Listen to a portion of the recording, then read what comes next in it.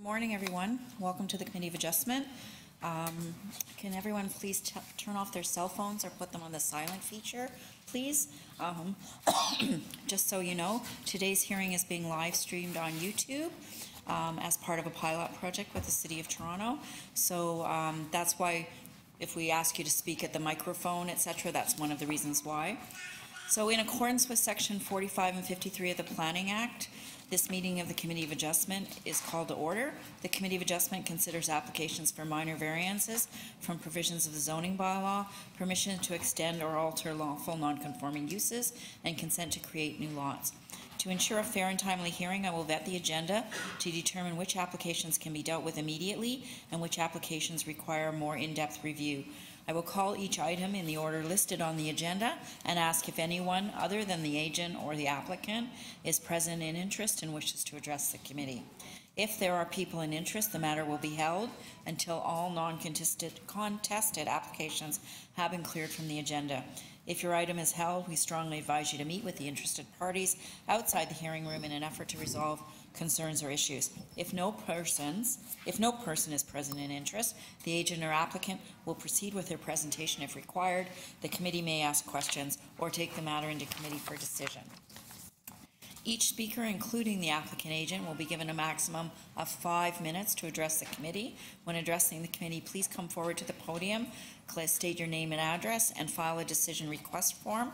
They're at the end of the aisle here, so that we may have your contact information for our records. If you have a written submission that you need to read from, please hand it to the Deputy Secretary Treasurer on my right when you are done. First, the applicant or agent will make a presentation to the committee of the application as submitted. Then individuals either in support or opposed to the application will be allowed to speak.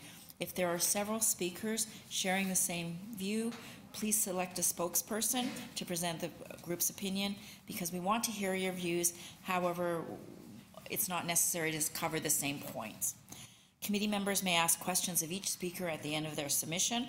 When all speakers are finished, the applicant has the opportunity to rebut only the related issues that were raised.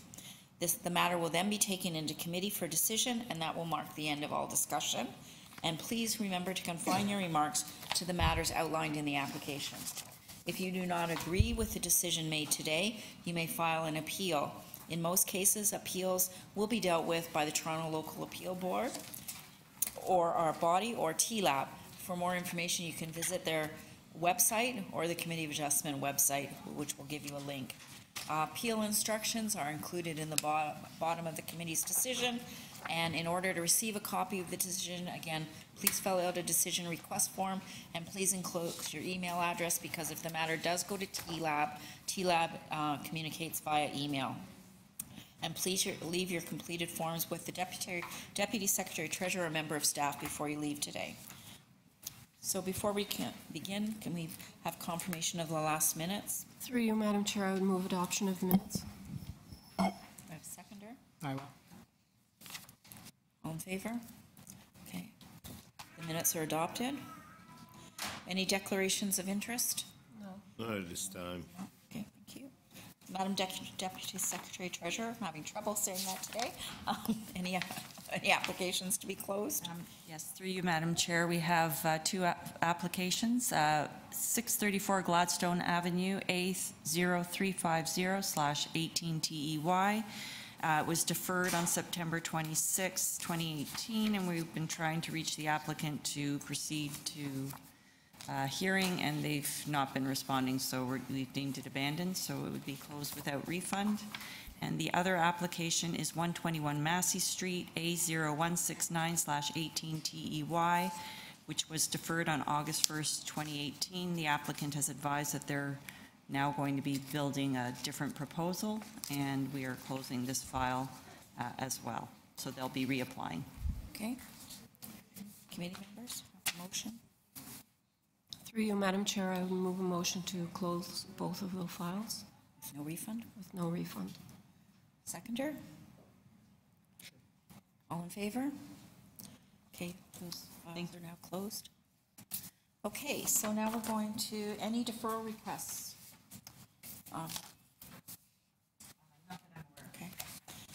Thank you. Okay, so please note that the committee will not be entertaining extensive revisions to proposals at the hearing today. In this instance, your application will be deferred to ensure revisions are accurate and that all interested parties are informed of the changes. Are there any agents or applicants present today who are not prepared to proceed with their application as submitted, or who are requesting that the hearing of their application be deferred? Okay, could you please come forward, sir? And what item is your matter on the agenda? It's item number 7, 9 Mortimer Avenue.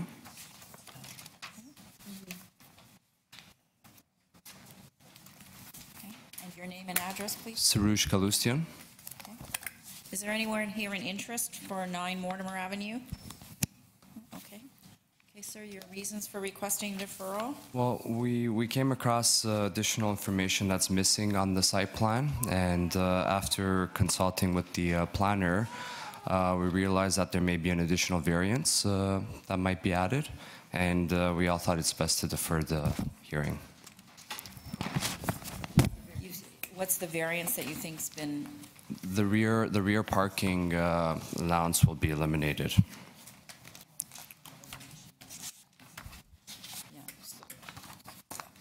Well, if you're amending an application to delete a variance, that wouldn't necessitate a deferral.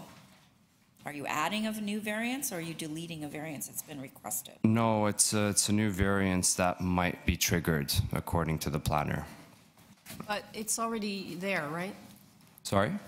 The application is to legalize and maintain an existing driveway, so it's already there. That's right, and that won't be the case, because the neighbor has built a fence on their property line right after the right-of-way, and there's no possible access to that parking space. At the rear? At the rear. So, But you're asking for, okay. So I'm just saying that rear parking space, so in other words, there'd be no parking so in the only back. variance that would be gone when you come back is variance number 1? Correct. There would be no additional variances? Well, no, the additional variance will be that the wanna park parking in is the front. required in the rear, and there's no parking at the end. Yeah, I mean, the fence is built on a right-of-way? No, it's right after the right-of-way, but It's just because of the structure of the home, you can no longer swing in? That's and right. Get to the back? That's right. And the planner thought it's best that we defer it. Yeah, they were recommending refusal of the application. That's right. And in fact, after coming across this, because they were under the impression that if we have a rear parking in the back, then an additional front parking request they wouldn't support, because based on precedents and the characteristics of the neighborhood, those homes that don't have a rear parking access available, the city planner is in support of having a parking in the back. So she thought it'd be best to defer this, and they might actually be more supportive of the file. Yeah. When did you speak to planning? Yesterday. So, this house was built, and did you, I mean, were you expecting to go onto the neighbor's property to access your back garage? Well, the fence wasn't originally there at the neighbor's property, so we're in a bit of a situation where we can't actually. No, but to access the garage previously, if the fence is on their property, Yeah. to access the garage previously, you I were know. using. It was misinformation on the site plan. So you are looking now to going to make an application to allow parking in front of the main wall of the. Correct. Because physically, a car can't go to the rear to So how park. is that going to? But that you're already asking for that variance under variance number 4. We are, but legally, we're supposed to have one parking. If we're any parking space on the property, it should be behind the rear wall. And You're already asking for a variance for the parking space in the front yard. We are, that's right, but the planning staff isn't supportive of the file because there would be technically 2 parking spaces on the property. But we came to realize that that fence information wasn't on the site plan, and that technically doesn't allow for a parking space in the back due to the clearance. And the planning staff said, well, you know, in that case, we would be more supportive, and it's best to defer it. Well, I don't understand why they wouldn't have written to the committee indicating that they no longer have an. Because this information came to us very recent, and it was after the staff report. So when I communicated with her and discussed it, that was her recommendation. We have an email from them last night as well, yeah, from the planning staff.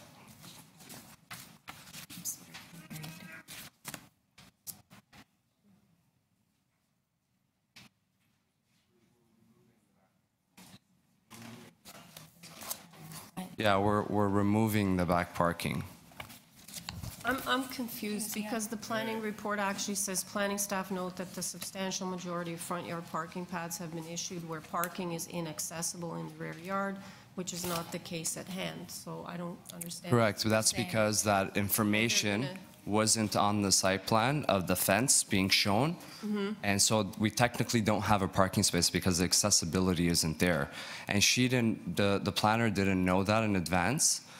And that's why the planning staff is written the way it is. Okay, but then even if you park in the back, are you still not gonna need this variance for the driveway width park in the back all those? anymore. Or like, are these variances, the only one you say, the driveway width will be gone, but the length variance would stay, So I you guess can't if you're coming back for 4 out of the 5, why wouldn't you just eliminate? No, because the planner was saying that because right now that those variances are written on the basis that there's a parking in the rear. Yeah, so why can't you just eliminate Yeah, variance? so that the position of this, you're suggesting to the committee that your discussions with the planning department may have removed their objection to your application with them now knowing that you can no longer access the parking at the back. Okay, having said that, what you're telling us though is that you want parking at the front, which is what you've applied for. The only variance that would change in terms of your inability to now access the rear is variance number 1. But Or you just want a wide driveway at the front. How big's your curb cut? well, it's actually landscape. Okay. The curb cut is All right, okay, we're remaining the not going same. to talk about the merits. I just still Yeah. don't understand the necessity for the deferral, other than you're suggesting that planning would support your application. No, all I'm saying is that the fact that right now there is a parking space showing on the site plan, right, in the rear, and if that parking space is no longer being there, new variants might pop up suggesting that a parking space is required in the rear, and it's. So did the planner indicate to you that the bylaw requires a parking space? Yes. And therefore, you would need a variance? Correct. Say that there were 0 parking Correct. spaces? Correct. So you need an additional variance? That's right. Do you have anything in writing from the planner on the basis of your conversation? We have the email from last night after we spoke to them. And you have to come up and say your name, please. Sorry. I'm Mike Latta, I'm actually the owner, and we did speak to the planner last night, and she sent an email confirming our conversation, exactly that she would be supportive now that she knows that the rear parking is no longer accessible, and her recommendation was to come to you today and to defer it. So if I can forward you the email if it's easier. Who's the planner? Is it the same planner as who wrote the Kasia report? Kimek? Kasia is her name? Do you want to stand it down? Okay. All right, is that email visible, that you could put it on your phone on the screen? Sure. You have it, Tricia? That's just okay. I just want to see what the. It's fine. Defer. No, that could. That's fine. Okay. All right, thank you. Committee members, we're in committee. Madam Chair, I think that let's move on with it. It's the first item, and since it's complicated, I really don't understand what's going on.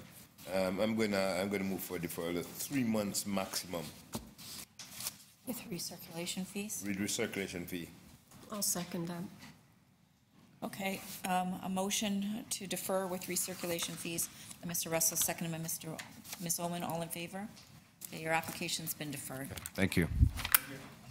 We encourage you to have earlier conversations, please.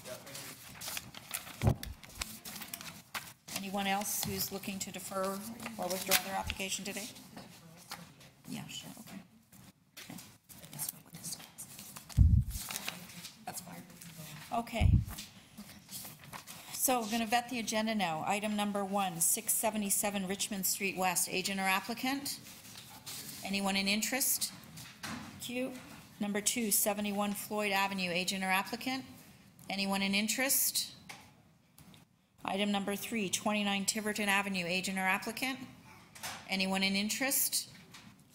Item number 4, 113 Hannaford Street, agent or applicant? Anyone in interest? Okay, we'd encourage you to, we'll stand that item down. We encourage you to go outside and have a discussion. Item number 5, 175 Floyd Avenue, agent or applicant? Go back and ask whoever's in interest. Sorry. I thought I heard someone say they were here in interest. Oh, not opposite? Your interest. Yes, Are you? yes. So we're asked, we will stand the item down. You're opposed? Okay, so what our procedure is generally, we will stand that item down so that anyone who's opposed or in interest has an opportunity to speak to the applicant and to address their concerns, and then we'll hear the matter after that discussion. We're asking to have that discussion, that people go outside the room and, Where's the applicant? Well, don't worry I about thought it. somebody had raised their hand. That's my mistake. Agent in there. Get on. Is the agent or applicant here for 113? Okay, I'm sorry, that's my error. I apologize. So I'll ask for them again in a few minutes and see if they've shown up. I apologize, sorry. Thank you. Number 5, 175 Floyd Avenue, agent or applicant? Anyone in interest? Number 6, 897 to 899 Queen Street East, agent or applicant? Anyone in interest? Number 7, so we've dealt with that. Number 8, 99 Fulton Avenue, agent or applicant? Okay, anyone in interest? So you're all together? Okay. 97 Fulton Street, agent applicant? Okay, anyone in interest? Okay. Number 10, 14 AITKEN Place, agent or applicant? Thank you. Anyone in interest? Number 11, 126 Sears Street, agent or applicant? Thank you. Anyone in interest? Number 4? Oh, so you're in support? Okay. Are you going to be speaking? Do you want to have a discussion before the item? I don't think you need to. No, okay. We are not going to hold that matter down. Perhaps you could quietly have a chat. So where was I? 12. Number 12, 203, 209 Dundas Street West, agent or applicant? Thank you. Anyone in interest? Number 13, 75 Mccall Street, agent or applicant? Thank you. Anyone in interest? Number 14, 4 FENNINGS Street, agent or applicant? Thank you. Anyone in interest? Number 15, 133 HARCOURT. Thank you. Anyone in interest? Okay. Number 16, 710 GERRARD Street East, agent or applicant? Thank you. Anyone in interest? Number 17, 535 MARKHAM Street, agent or applicant? Thank you. Anyone in interest? Okay. Number 18, 86 Amsterdam Avenue, agent or applicant? Thank you. Anyone in interest? No. Number 19, 137 Riverdale Avenue, agent or applicant? Thank you. Anyone in interest? Number 20, 25 Fielding Avenue, agent or applicant? Anyone in interest? Okay. So is anyone here for number 4 yet? Other than the person who's already identified themselves, 113 Hannaford Street? No? Okay. So no items held down, so we're going to start with number 1, 677 Richmond Street. Could you please come forward, please?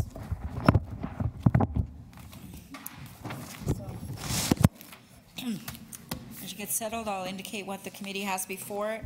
Copy of plan of survey, site plan, floor plans, and elevations, laneway split planning rationale, prepared by Martin Mazurski. Staff report from the manager, development engineering, dated, received November 28th. Correspondence and support from 691 Richmond Street West. 6 form letters in support by 675, 681, 683 Richmond West, 671 Richmond West, 135 Tecumseh Street, 673 Richmond Street West, and correspondence in opposition from 137 Tecumseh Street.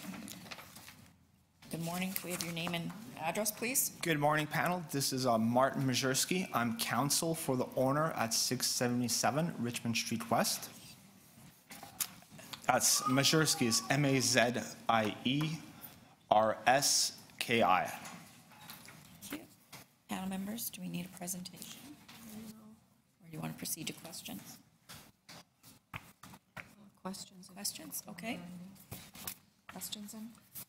Do you have, Did the panel want to hear a presentation, or are you guys? That's what I was just asking. So I think they've indicated we'll proceed to questions.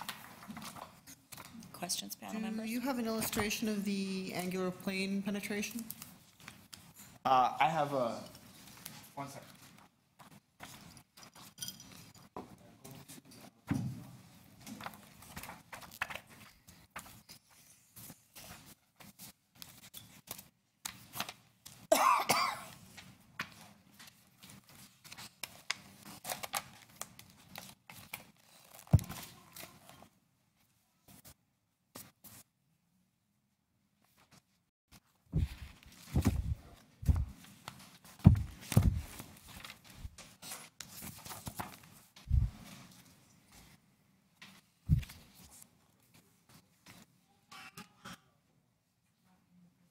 Yeah. I think I found it. It's on page 51 of the submission, yeah. It's, yeah, well, it's part of the sun shadow study, but it's got, The angular plane. does show the angular plane. So it's one of the comparables we show for the shadow study. We have 2 different shadow studies, and they're comparing to a regular 1-story, as well as one with a 45-degree angular plane. And again, the comps are in there following that diagram on the page is following 51. That'll show that the incremental impact of the shadow, just like the incremental impact over a 1-story building, is marginal at best.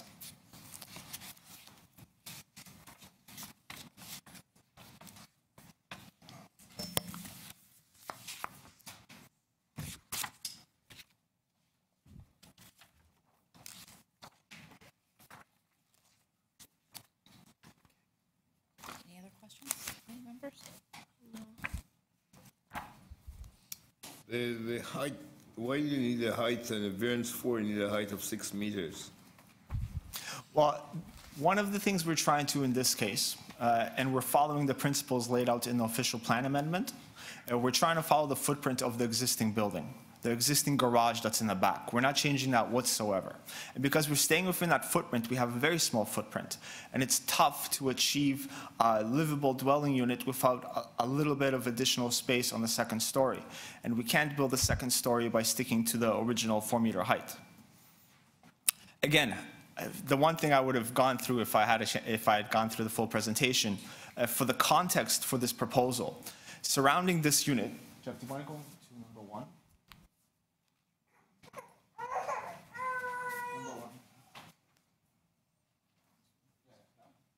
So if you look at the subject property, to the south of it, so towards the side that'll be blocking the sun, there's 2 massive units on that same laneway. There's the unit 137 Tecumseh, and there's unit 135 behind the property. Will be shorter than both of those buildings, materially shorter. That's why we showed the shadow study to demonstrate the fact that we really have no impact considering the environment around us. This is a very unique application, given the environment that we're in. And if you look through the rest of that presentation, it's not just the subject property in particular, but but the entire neighborhood is a mishmash of commercial units and large laneway structures built in. There's no really consistent pattern of separation in the back. There's many units that follow basically from the front of the lot to the very end of the lot, including on that, basically in that same row. So again, we wouldn't have gone for that kind of height, and I don't think we would have had necessarily the same kind of argument for it if it didn't have those two huge buildings right beside us in the same laneway. So can you show 137 and 135? No, just the same diagram. So.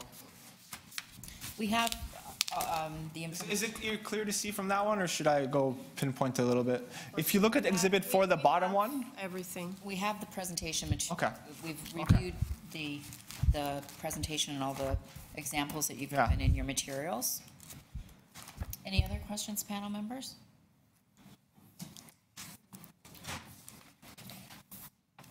Do you know what the height is of number 37, Tecumseh?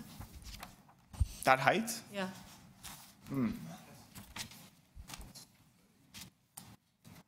I believe it was 7 meters, but we'll double check that because I think it's in our write-up. Just can't remember off the top of my head. Maybe I missed it.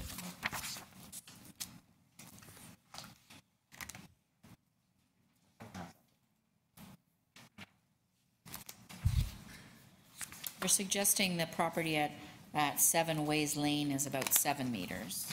No.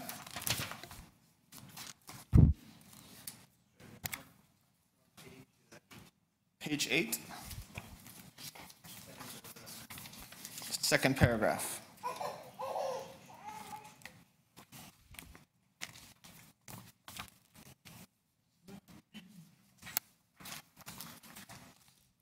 $137 is approximately 8.23 meters. Yeah. Found it. Yep. Thanks. Okay. So we'll be at 6. Thank you. Any other questions, panel members? Satisfied. Thank you. We're in committee now. Discussion or motion? Madam Chair, when I first looked at it, and I thought, oh, because when I see the 45-degree angular plane, I always get worried. But in looking at the neighborhood or that block in particular, I don't feel that it would have an impact in the sense of why it's there to protect neighboring properties, because there are higher buildings, it's quite dense, so I don't feel that what's being proposed is unreasonable. If my colleagues don't have any comments, I'd be prepared to move a motion to approve the application, including the engineering conditions. I would second that, noting that the sun shadow study does show no strong cumulative impact of the penetration, and the height is contextual.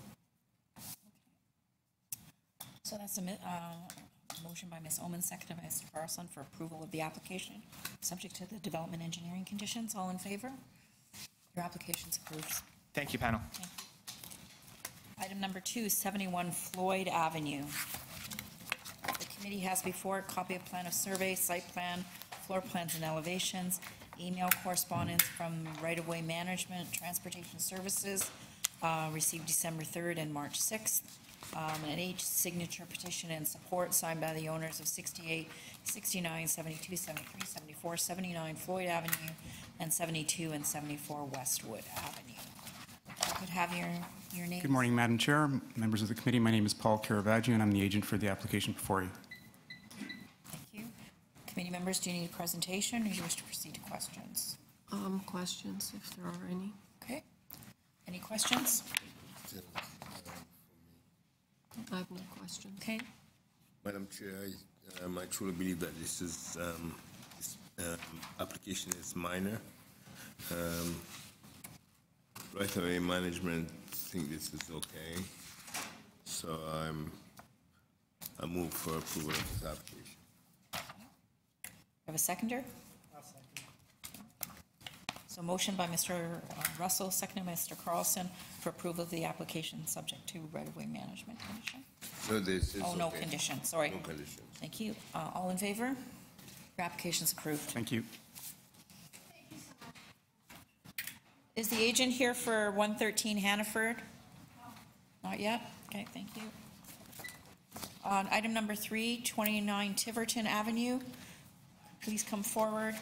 Committee has before it a copy of plan of survey, site plan, floor plans, and elevations, copy of revised public hearing notice received March 18th, email correspondence from Heritage Planner, Heritage Preservation Services, staff report from the Director of Community Planning, Toronto and East York District, 2 form letters in support from 25 and 27 Tiverton Avenue.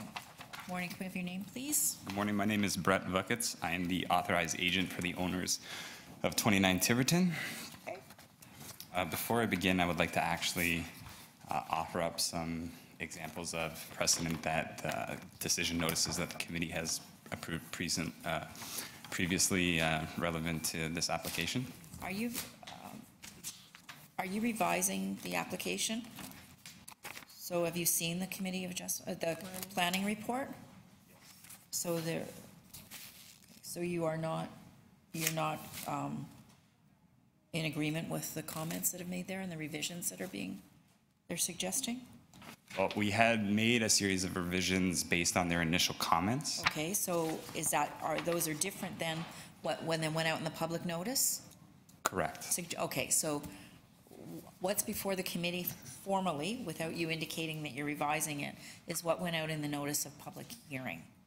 Okay. So we understand that from the staff report, there's been some discussions, and there's been some agreement potentially to change some of those, such as height. Is that correct? Yes. Okay, so we just need you to go through the variances and then on the public hearing notice and tell us which ones have changed because of your meeting with planning. Yes, I believe the revised set of drawings was already issued to But we need you to, the report. yeah, we know, we have that material. Okay. Okay, but in terms, go ahead. Through you, Madam Chair, you haven't formally revised it with the committee. You've only made revisions with planning. You never, so the committee needs to know whether or not you're in agreement with those revisions, and then you need to make those revisions in public. Yeah. Although they're fairly substantial. Yeah. So, okay. So, So you had discussions with planning, you submitted revised plans subject to some of their discussions. Correct. You've seen their report. Based on that, and the public hearing notice that went out, what changes are you making? What are you asking us to consider today? a revision to the floor space index. Okay, so that's, Do you have the notice? Can you just go through the notice? So variance, I have 4 copies of the revised notices and drawings. okay, We have the drawings. We know what the changes are. We just need you to formally tell us and go through it as per the notice. I understand. So tell us which one's deleted and which ones are revised. so, Okay, so item number 2 on the zoning notice. Not the zoning notice. so is that? Here, well, I think it's part of something that was received on March 18th, that you've written on it? Sorry, on the public, yes. Okay. On the What? public hearing notice, item number 2. It's to 10.50 now? Yes. So we have changed the height from the rear wall, main rear wall height from 11.82 meters to 10.5 meters. Item number 4, we have revised the floor space index from 1.16 times the area to 1.14 times the area. and what's the square meters? 196.52 square meters Okay, is the revised total. And then the item number 1, with respect to the lot line and sidewall containing openings, the window on the 3rd floor was set back to the limiting distance, eliminating this variance. who does? You need variance, you don't need. So you're deleting variance number 1. Yes. Or 43886. The height under variance number 1 for the main wall, is that still staying at 10.3? Thought it was deleted. That was the Sorry, at the front wall? Yeah, I thought you were deleting. variance number 1.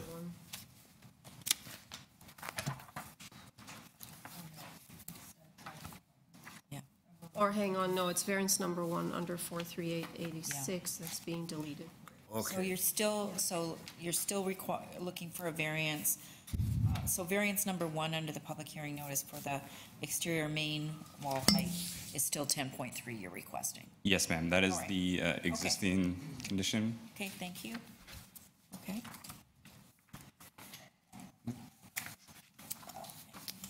So you, panel members, do you need a presentation, or do you want to have any other questions? Madam Chair, what's the staff report requirements? The staff report requirements are the variance number 2 be changed, variance number 4, and variance number 1 to 438. Be eliminated. Yes. And that the variance number 1 and 2 to 569 be tied to plans.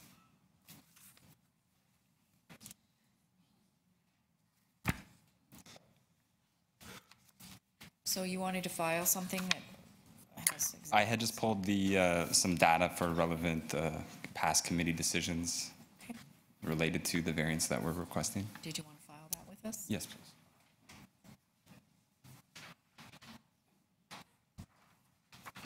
Thanks. Thank you very much. Thank you.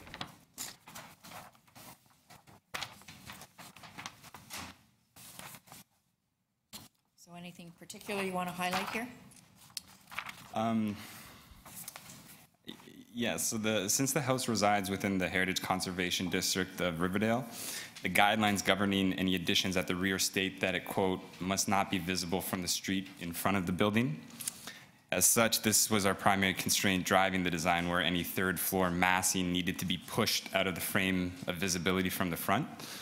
This resulted in the third floor shifting toward the rear of the house, a condition that would typically be resolved in these dense and urban environments by going over top of the existing footprint with the third floor. But just due to sort of internal program drivers, the massing on the third floor was pushed to the rear of the house. By pushing the mass in the rear of the house, would it require an additional variance?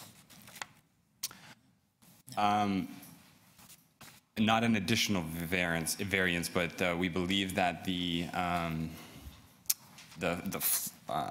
it's the allowable floor levels within a rear addition to the existing was triggered by the necessity for the massing to be pushed to the back of the building instead of offset from the rear wall or having some sort of sloped roof from the top of the allowable wall.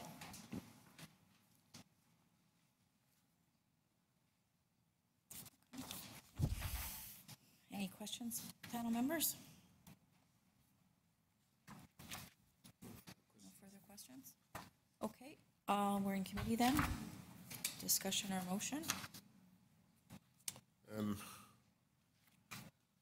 Madam Chair, I would move for approval of the application as amended to reflect the staff report, to delete variance number 1 of bylaw number 438 of 86. The amendments include variance number 2, exterior main wall of 10.2, variance number 4, Floorspace index 10.5, sorry, yeah. Variance number 4, the Floorspace index of 1.14 times area of the lot to give 196.52 meters square. I believe the amendment is in accordance with the City of Toronto Act and fits the character of the neighborhood.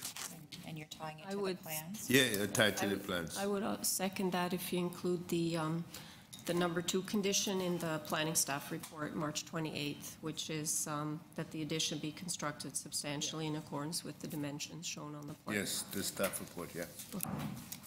Okay, motion by Mr. Russell, seconded by Mr.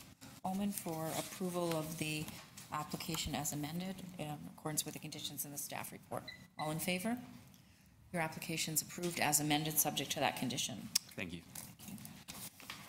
Anyone here for Hannaford? Agent or applicant here for Hannaford yet? Okay. Number 5, 175 Floyd Avenue. please come forward.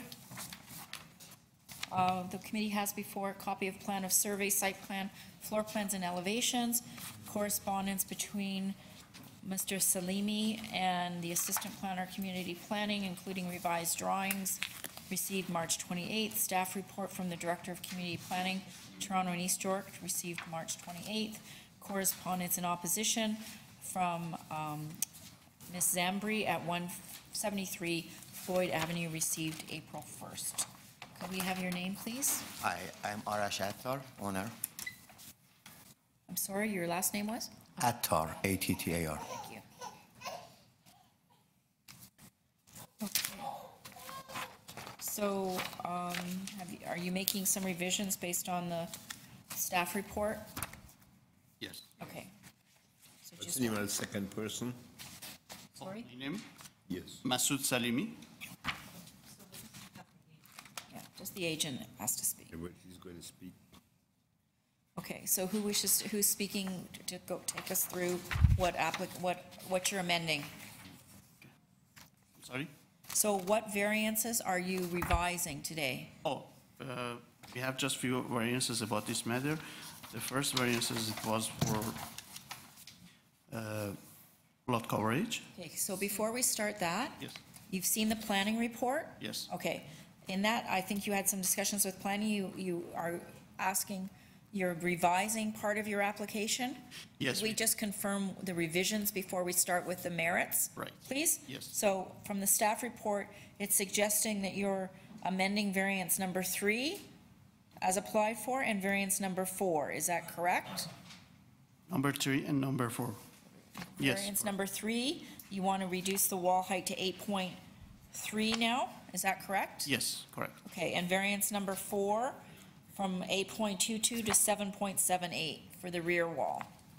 Is that correct? Exactly, correct. Okay. And you're in agreement with the condition number 3 that planning has noted, that if this was approved, it will be constructed substantially in accordance with the drawings that were submitted? Yes, correct. Okay, thank you. You're welcome. So committee members, do you need a presentation or do you want to proceed to questions? Questions? Okay, questions then, please. I just want to confirm that the plans that we have before us are the revised plans. Is that correct? Yes, we have the revised plan. Yeah, so the ones that I'm just trying to see if there's a date here.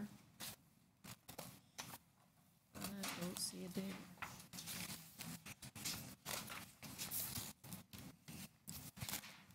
Because there aren't any with the planning reports, and there's no date, so I'm not sure. Not stamped as received in March. They're stamped dated January.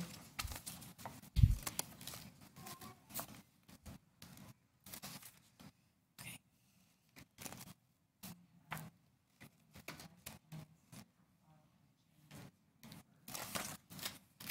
Okay, but the planning report is dated March 28th, and they're talking about committee received them on the 27th of March. I just want to make sure we're, Okay, okay. so but we do. But you do received have them on file? Because Okay. they're asking us to tie it to,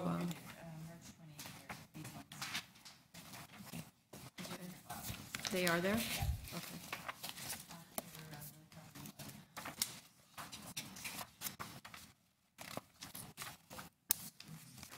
This is January 31st, I'm assuming. I don't have any with that date on it. I don't, They're not in my package, but it's, okay. okay, There's a- okay, that's fine. There's a cover letter on the back of the first, last page has the first set of A15. Yes. On the back of that, there's a cover letter. Yeah, I see that. And I that's- don't see the- Oh, there's a plan, I see Oh, that. I don't have it at all. Yeah, I see it. Okay, I don't have it at all, but if it's there, Okay. no, mine ends at 8:13. It's these. That is So your go back a few. That is, this, but I thought you said 8:15. Go back a few, there's a, and then it's the, Okay.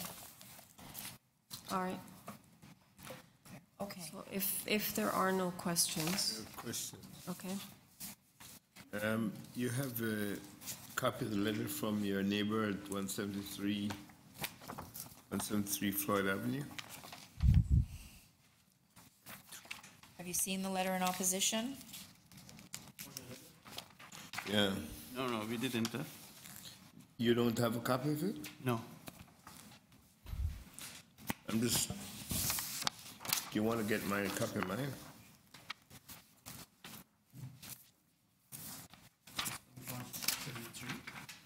Yeah.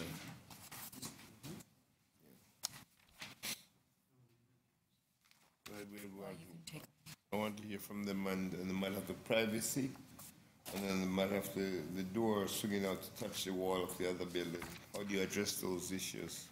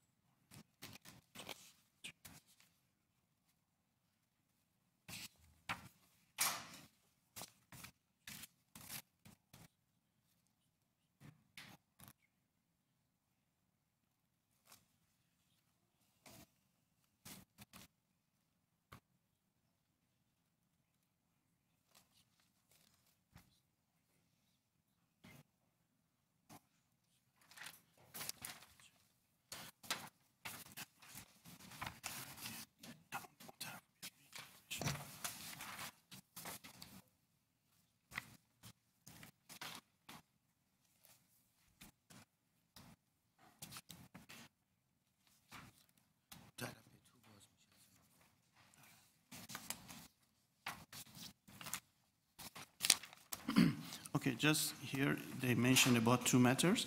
The first of all is about the swing of the door, and the side door, the swing is on inside the house, not out. The door is swinging inside. Right. Tell us about the privacy issue for the window. About the window at the second floor? Because there we have the one bedroom and just the window for the bedroom. We try to keep no more window this side, just that one, and this one is just from the bedroom. That window is overlooking the bathroom, is it? The bathroom? Kitchen. I don't know. Actually, I saw the skylight top of his roof, but I don't know where's that skylight exactly. They said the second, they have a window going in also on the west wall is exactly over our washroom skylight. Over the washroom. But I don't know if the window above their roof line. Yeah. There's a window for the washroom. It's a skylight, but I don't know where the roof is for the other structure. Okay. Is that what the location of your window? Right. On the second floor? Right. And your neighbor's skylight on that Exactly. side, are they right one above the other? Right, so let me check. They have concern about overlook from the skylight, from the window into their I skylight. have two skylights, one over the kitchen and one over the bathroom. Yeah.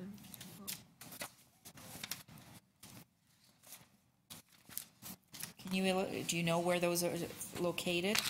Where your Unfortunately, window no, is? I don't have, In, oh, sorry. where the window you're proposing is? Yes, In I understand. do I you know- totally understand, but never we mentioned about this matter before. So then, Do you know where the sighting of it is, though? Like, is it immediately above the Right. skylight? Is it offset? Do you know? right, so,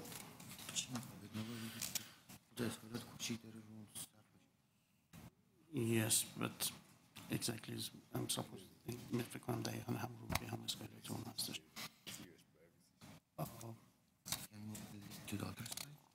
No, and because here's the bedrooms. Just what we can do is that maybe we can just divide the two different windows at the both sides of at the sides of the room. So it's going to be at the middle. We have just a wall, and divided this window to two for the both sides of just. Well, it depends on where the positioning was. You still might have a different issue. I don't know. Okay. Will you be able to put a privacy screen on the window? Screen? Yeah. With a Yes. privacy screen? Yes, we can. We can do that. Right. Okay. The privacy screen or opaque? over the in the window facing the washroom. Window, right? But, It's a bedroom sorry, window? those skylights on the angle, and nobody cannot see nothing from those skylights. Inside the house. Well, this is the concern they're expressing, so we're asking for your response to that. So Okay. you don't feel that there's an overlook issue? No, I'm just, it's, No, no, the person right. has Yeah. stated this. Sure. You don't feel Okay. from that window, you would be able to see into their bathroom or their kitchen? Of course, we have to respect to their Oh, concern. but you and- don't feel you could? Is that what you're suggesting? No, No, we can put the screen, right. just we can put this kind of You stuff. don't know? Okay, thank you. Okay. Any other questions? All right. No. Through you, Madam Chair, We're in committee now? Thank you. I think that the application before us is indeed minor. I don't feel what's being requested is unreasonable. There are a lot of two-story homes in the area, including a new one to the left-hand side of this, and I believe we're talking about a bungalow to the right. I mean, I've looked at this elevation. There's only one window on that entire wall, west wall. So I do believe the applicant has gone out of their way to mitigate putting a lot of windows there, you know, to not have the overlook. I understand the concerns. It is a skylight. I'm not sure how easy it is to look into a skylight, particularly during the day. Having said that, I, again, think this is a reasonable application, and I think I will only support the application if there's a privacy issue addressed, and the privacy issue in the window may be done by a screening, by having a. but I believe it's a bedroom window, and I don't think that it would be fair to ask them to put opaque windows in a bedroom. I mean, if it were a bathroom, I would say sure, but it's a bedroom. I don't think that would be fair to the applicant. So I do, you know, I'm sympathetic to the concerns raised by the neighbor. They also spoke to construction, you know, fencing, and I hope that the applicant will be vigilant during construction. That's not our issue, however, but I don't think it's reasonable to put opaque screening in a bedroom window. I don't have a copy. I gave him my copy, but it seems to me that there was some, from what I'm hearing from the applicants, that they could have split the window in two, and the window that's facing the bedroom, and the bedroom would be okay, and then the one that the possibility of privacy, they could put a screen on that. Okay, but one of the things is, without them knowing exactly the positioning, and tell us you don't know whether or not the neighbor would have more issue with two windows than one. That's, and doing a design redo, it's not sort of the variance before us, but. Okay. No, we got problems. Well, through you, Madam Chair, I would move approval of the application, including the, as amended, and I believe, yeah, there is a condition to build, so number 3 in the March 28th planning report, which is to construct substantially in accordance with the plans. Okay. Do you have a seconder? I will. Okay, so a motion by Ms. Oman, seconded by Mr. Carlson for approval of the revised application, subject to the conditions in the planning staff report tied to plans. All in favor? Mr. Worf, dissent? Dissent. Okay. Thank you. Your Thank you very revised much. application Thank has you been very much. approved on condition. Thank you. Item number 6, 897 to 899 Queen Street East. Committee has before a copy of plan of survey, site plan, and floor plans. Covering letter from the agent received November 8th. Parking study, including architectural plans and vehicle maneuvering diagrams, received November 27th. Email correspondence from traffic planning technologist, traffic planning, transportation services, received December 17th.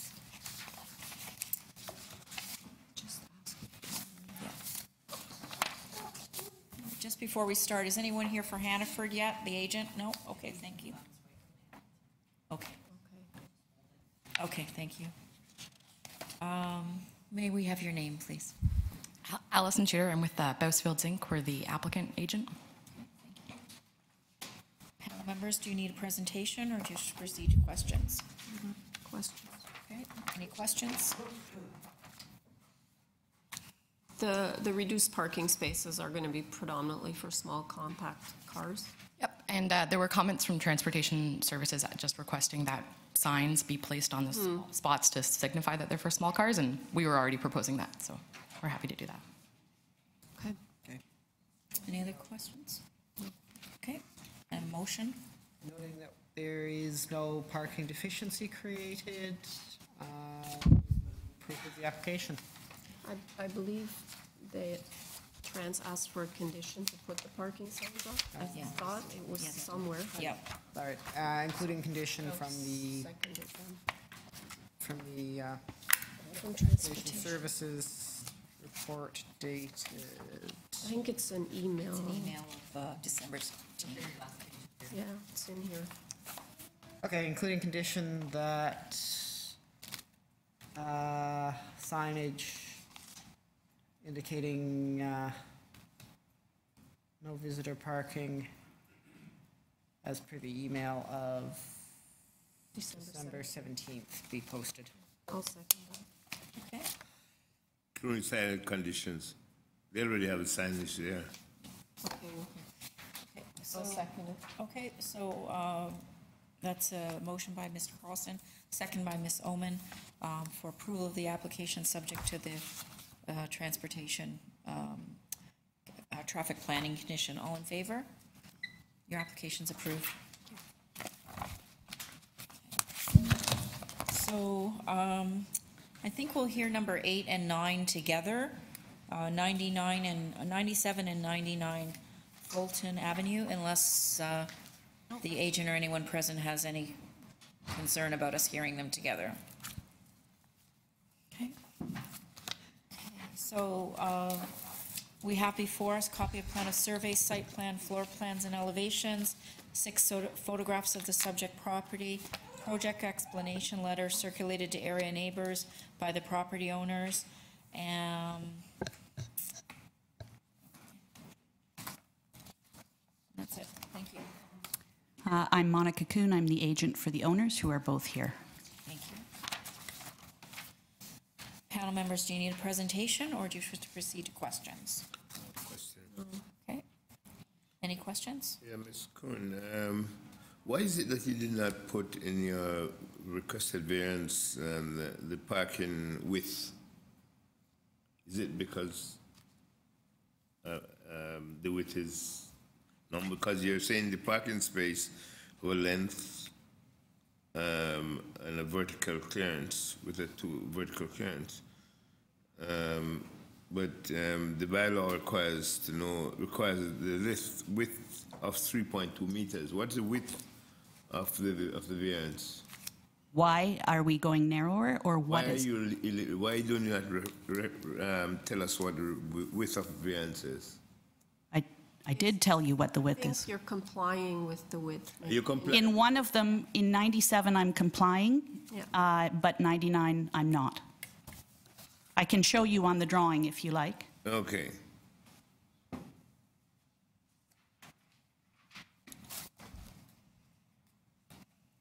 actual property lines, so these, you can see that between 99, which is this property right here, and the adjacent property, there's a right-of-way. The light gray is the right-of-way that accesses these 2 garages. So the right-of-way is actually shared by 97, 99, and 101. The property line for 97 goes right through the middle of the garage. It's here. So this is the garage for 99, and it is a limited width. The lot makes a dog leg at the back, and I can't go wider. That's why there's a width variance for that one. With this one, we've gone into the backyard a bit, and so we were able to get the width that's required, but we still have a length variance. So both of them have a length, and 99 has a width. You don't have a width variance in either one. Yes, I do. Not in the notice. Not in the notice. I think so. Okay. 99 doesn't say width It's variance. showing length and vertical clearance in both. Yeah, that's why I'm asking her for the width. So No, to me, it looks like it's compliant, but, yeah, no, it should not, because it can't. but there are no width. So it says, let's see here, 99, 3.2 in width, 5.6 in length. Parking space will have a length of 5.18. And then it talks about the next one.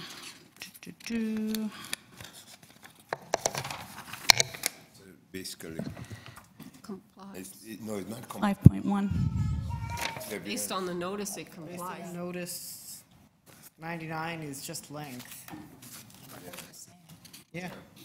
3.2. Notices are only for identical. length. Oh, So is there something missed in the notice? all right, let me just On look at the 99. zoning.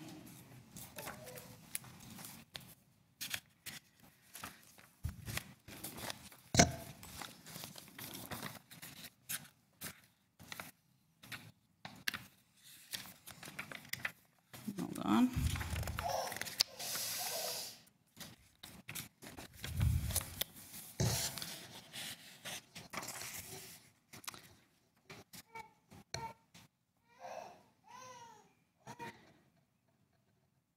So the zoning notice says required 3.2, actual 2.6 On which one? 99? for 99. So there should be a width variance there. Yep. 2.6. Yeah, so we don't have a width variance request here.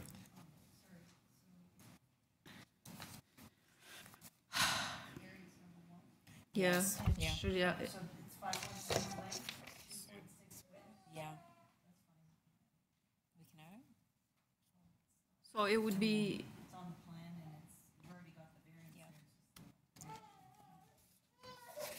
why is there even, There's no width. like, why do we even need the 5.18 length?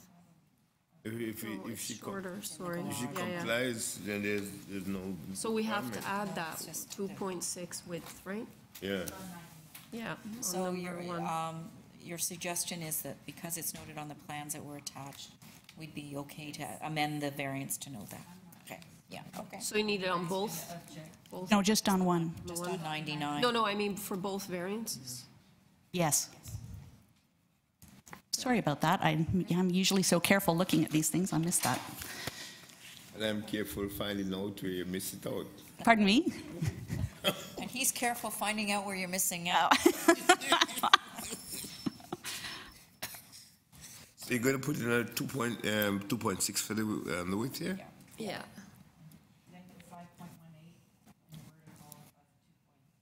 Yeah. And width is 2.6. This one's Just for 99. Okay. Any other questions, panel members? It's okay this Okay. time. All right. Okay, we're in committee. We have a discussion or motion. I then am prepared to move motion approving 99 as amended, as well as 97. As amended with what? What's the amendment? The amendment is 2.6 meter width. Okay, thank you. You do have a seconder? Second that. Okay. So that's a motion by Mr. Carlson, seconded by Mr. Russell, for approval of the variance on number 99 with the addition of the variance of 2.6 meters for width. Yes. And the approval of the application on 97 as filed. All in favor? Application's approved. Thank you very much.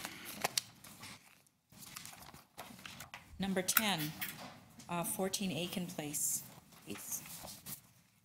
The committee has before it a copy of plan of survey, site plan, floor plans and elevations, correspondence from planner, Toronto Region Conservation Authority, correspondence in support from 11 Princess Street, 3 form letters in support signed by the owners or occupants of 816 and 18 Aiken Place, and correspondence in opposition from 11 Aiken Place. Could we please have your name, please?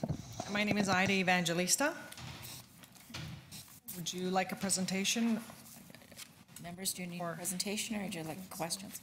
Okay, we're just going to proceed with questions. Any questions, panel members?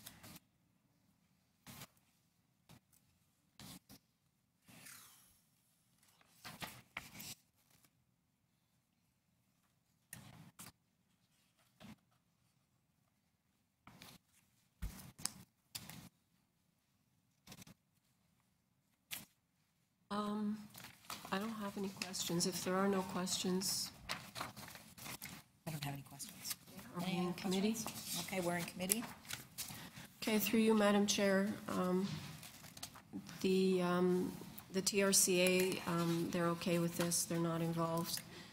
There's support from at least 3 neighbors in the neighborhood. I don't feel that what's being proposed is out of character, and I would move approval of the application. Seconder? Okay, thank you. So motion by Ms. Oman, seconded by Mr. Carlson for approval of the application. All in favor? Your application's approved. Thank you. Number 11, 126 Sears Street. The committee has before it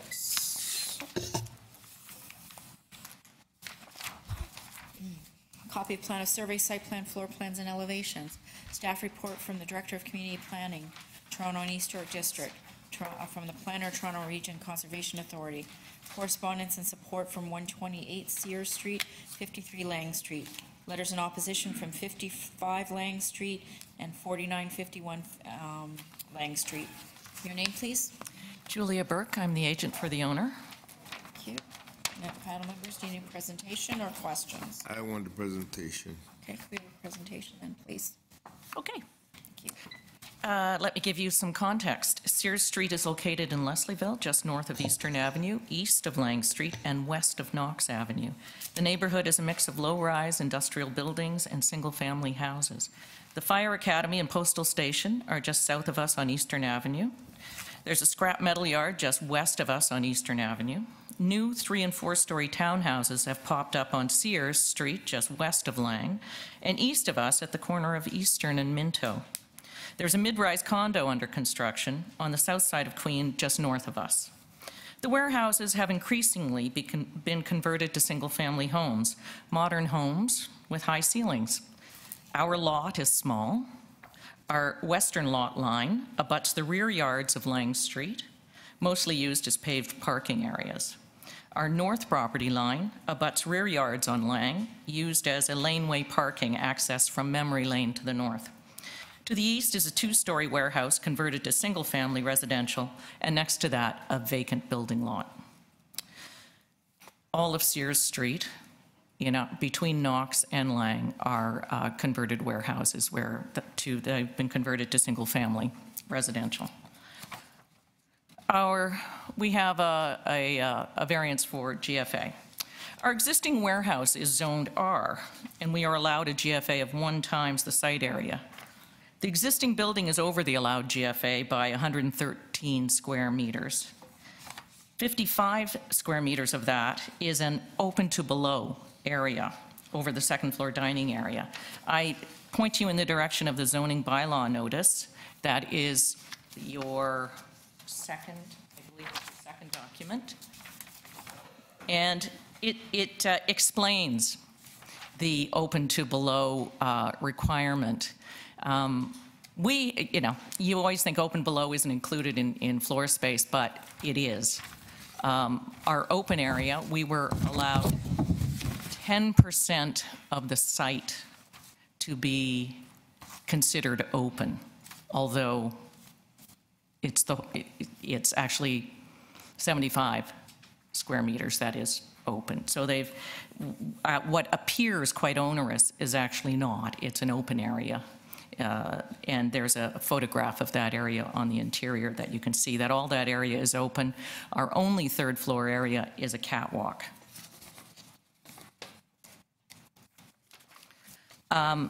I've highlighted that in yellow. A picture of the open area considered floor space. Currently, the third floor consists of a 5-foot wide catwalk linking the second floor to the roof deck and with a view to the area below. We are proposing a small addition to the third floor, accessed by the catwalk. The addition will be 12 feet by 25 feet and have an area of 297 square feet or 27 square meters. This is an increase to the total building floor area of just 8%. Now on to main wall height. We have 3 variances for main wall height. The existing building has a 42-inch high parapet wall. We will be adding 5 foot 6 inches to this parapet to create a third floor study. Our new flat roof on the addition is 0.86 meters or 2 foot 8 over the allowed main wall height of 9.5 meters. Our sawtooth skylight, which is set back 2 to 4 feet from all the main walls, adds the other meter to the overall height. So it looks more onerous than in fact it is. The skylight will not be visible from the ground.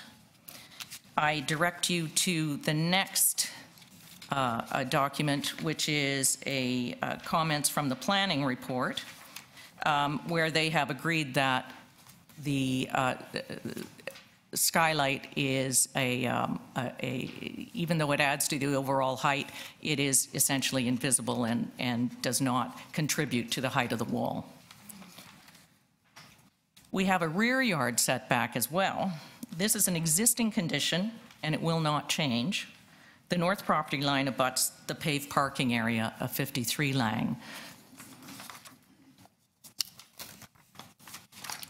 At first glance, the variances look onerous, but on examination, the added GFA is minor, less than 10% of overall floor area. The wall heights, excluding skylight, are just 32 inches over the allowed. The roof, monitor skylight, is set 2 feet back from the edge of the west wall and 4 feet back from the edge of the north wall. The monitor skylight won't be a factor in shading the west yards and won't be visible from the ground. In conclusion, the requested variances are minor, the character of the neighborhood is reinforced, and surrounding lots will not be adversely affected by our addition. We also included... We're at 5 minutes, so if I could ask you to wrap up. Oh, sorry. I'll wait for questions. Okay. Thank you. Thank you. Any questions, panel members? The only question I have is to confirm that you are comfortable with the conditions. Yes, yes. Any other questions? And I just have one, it's not a condition, I don't think, but it is in the comments about the frosted glass windows Yes. on the west side. Yes, So you'd we be propose okay that with and... Condition, or is there, oh yeah, it is there, sorry. Yes. On your rear yard setback, you're going back under 438 of 86, you want 0.04 meters? In rear yard setback, it's an existing condition, if that's... Okay. Yeah. Any other questions? Okay. Thank you. We're in committee now. Discussion or motion? I would prefer to move approval of the application, subject to the conditions in the planning report dated March 28th. As I believe the addition to be minor nature and entirely in keeping with the area. I'll second that. Okay, so a motion by Mr. Carlson, second by Mrs. Ullman for approval of the application subject to the conditions in the planning report. All in favor? Your application's approved. Thank you. Okay.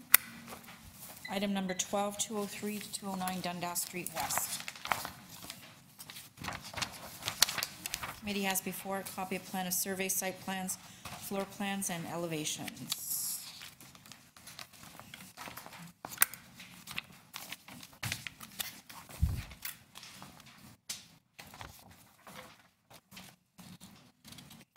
And could we have your name, please? Good morning. My name is Chris Black. I'm from Scott Shields Architects, representing the owner. Okay, committee members, do you need a presentation or just questions? Okay, so any questions then?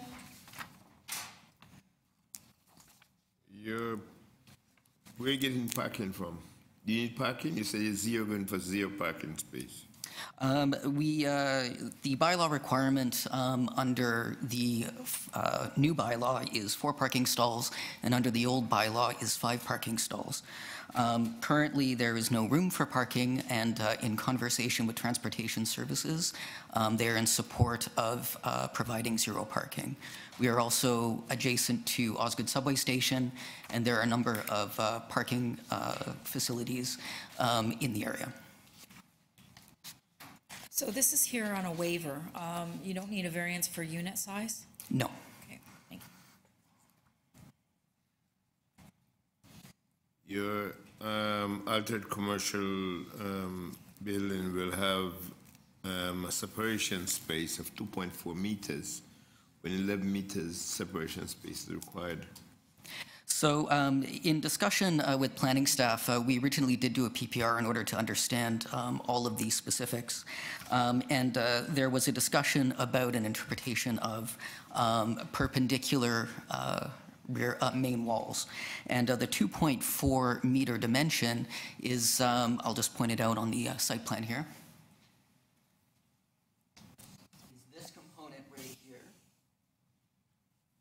Which was identified by our planner. We believe that the intent of separation distance is the dimension of the courtyard, and the main walls facing each other in that condition is 6.8 meters.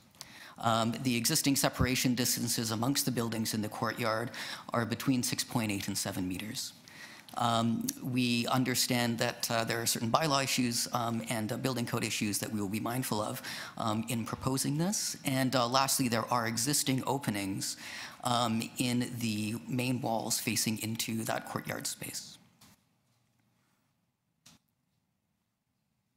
So variance number 3, is that an existing condition? Or one that's going to be created by this? Currently on the single-story component at the rear of the building, it does go out to the property line and is already a zero lot line condition. Right.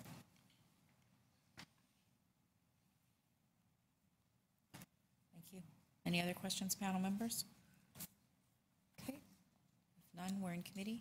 Thank you. Discussion or motion? Through you, Madam Chair, I think that what's being proposed is not out of context in this area. It's quite dense in terms of the parking. There is public parking. There's a lot of transit. It's practically on top of a subway station. So I would be prepared to move approval of the application. Okay. Seconder? Okay. Okay. So motion by Ms. Oman, seconded by Mr. Carlson. For approval of the application, all in favor? Your application's approved. Thank you. Item number 13, 75 Mccall Street. The committee has before it a copy of a plan of survey and floor plans, covering letter from the agent received November the 19th, covering letter from previous agent, including a context map and 4 photographs depicting ingress and egress to the garage, received December 5th. Parking study from Douglas Hall, including a copy of site-specific bylaw number 53180, received December 6th. Site-specific bylaw 26773. An email correspondence from the Development Coordinator, Traffic Planning, Transportation Services, Toronto and East York District. Thank you. Good morning. Morning, ma'am. Members of the committee, my name is John Dawson. I'm here as counsel to Jagger & Steffs, the applicant. What's before you is a minor variance for underground parking at Village by the Grange. It is parking only. There are no built form implications. I believe, as you just indicated, ma'am, that Transportation Services has indicated no issues. I'm prepared to go wherever this committee would like me to go in terms of submissions, but if there's no questions. Any questions, panel members? So the parking spaces in the basement, there's nothing for the apartment units. They're basically public commercial parking. It's a single parking lot. So it's open, and the spaces are not assigned. The spaces which are leased by residents are not assigned spaces. They simply are guaranteed access to a parking space in the garage. But those provisions are in place for all the residents who want them. I believe I read that there's a priority to lease 375 spots to residents that live in the village by the Grange. So how do you ensure that those 375 are always available to lease? So let's say 370 are leased. How do you make sure that those 5 are still available if needed? Do you kind of at any time you can say no more commercial parking? That would be the outcome. There would be what we are proposing is, by way of a condition, is a Section 45 agreement which provides for exactly that, and there'd be a minimum of 375 spaces reserved for the residents registered on title in perpetuity. So only when not all of that amount is being used are you able to let commercial? Yes, ma'am. As a practical matter, since my client has owned the property, which is approximately 20 years, the numbers have varied between 50 and 90 per year, generally in the range of 70 to 80 in terms of the actual pickup.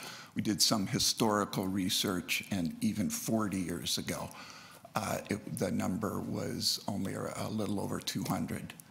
So it's been dropping, in fact, over time in terms of resident pickup. So, but at this point of time, it's still being used, the residual is still being accessed for commercial parking? Yes. You would just like it officially noted as such? Yes. Okay. Okay.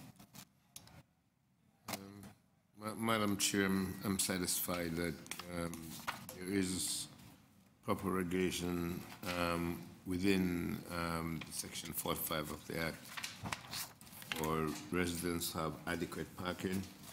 And so I would be, as a matter of my satisfaction, I would move for a motion for acceptance of this application in that meet the City Attorney bylaw and the Plan Act. I'll second that. Are you proposing to include the suggested condition that Mr. Dawson outlined in his letter? Isn't it? That the requested variance be approved on the condition the owner enter into an agreement to be registered under title to the satisfaction of the city solicitor to secure the provision of the minimum of 300 to ensure the residents' interest. It's page 3 of Mr. Dawson's letter of November 14th. I don't know that it's a requirement. There would be no. No, because he has stated that the condition of his application is that those 375 parking lots are available. No direction from staff. But with the variance, that would change that. Because it's making them all commercial spaces. It would have to be on the okay, so based on that, then we'll. Okay, can we come out? We're going to come out of committee for a minute, Mr. Dawson. Was your suggested condition discussed with city staff? Yes, it came out of discussions with the zoning examiner in terms of how to deal with that, and it's been canvassed with transportation services. Okay, so are they sort of supportive of the application with that condition? The words of Robert Lee from Transportation Services were, "I have no issues with the application," so we've got an email to that effect. Right, thank you. Okay, we're back in committee. I would take no issues email to suggest that they don't feel a need for this condition. I don't think there's anything negative about including it. Yeah. It's just, I think technically, yes. if it's not included, there is no obligation on behalf of the owner to continue to offer residents those spaces. The issue is that the owner has discussed the matter with planning staff, their satisfaction. So because of that satisfaction, yeah, I have some concern about throwing an approval authority to the city solicitor who hasn't commented in any way. I'll leave it alone. If there is I'll grant the application as it is, leave it alone, and if the city solicitor has an opportunity to revisit it, then they can do so. Without condition or with it? Without it. Without condition. That I agree with. So I'll second that. That's fine. Okay. So it's moved by Mr. Russell, seconded by Ms. Oben for approval of the application. All in favor? I dissent. Excuse me, Madam Chair, I could have started my presentation this way. I probably need my hearing aids recalibrated, so I'm a little hard of hearing as I stand before you. I understand it was just approved, but was that with or without? Without condition. Without the condition. Without Thank condition. you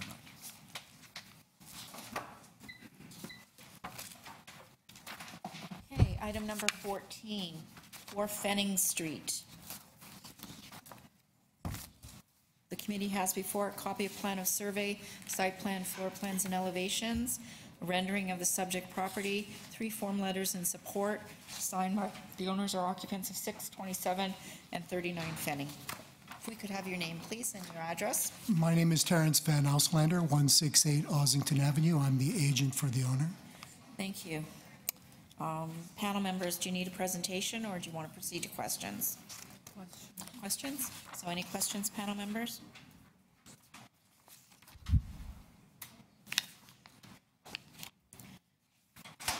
Have you talked to the neighbor at 2 Fenning? Yes, I've spoken to her, and the owner has spoken to her as well. She did send an email to the Committee of Adjustment application technician and gave me letters to give to you if that email didn't work. Okay, I don't seem to have it. If you could, if you have something. I'm happy to give it to you. Thank you.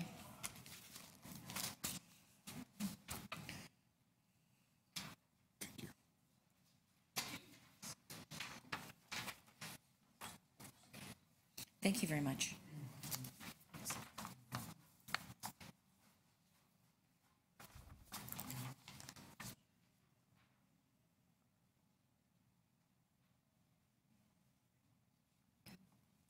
Okay. Any questions, committee members? No. Okay.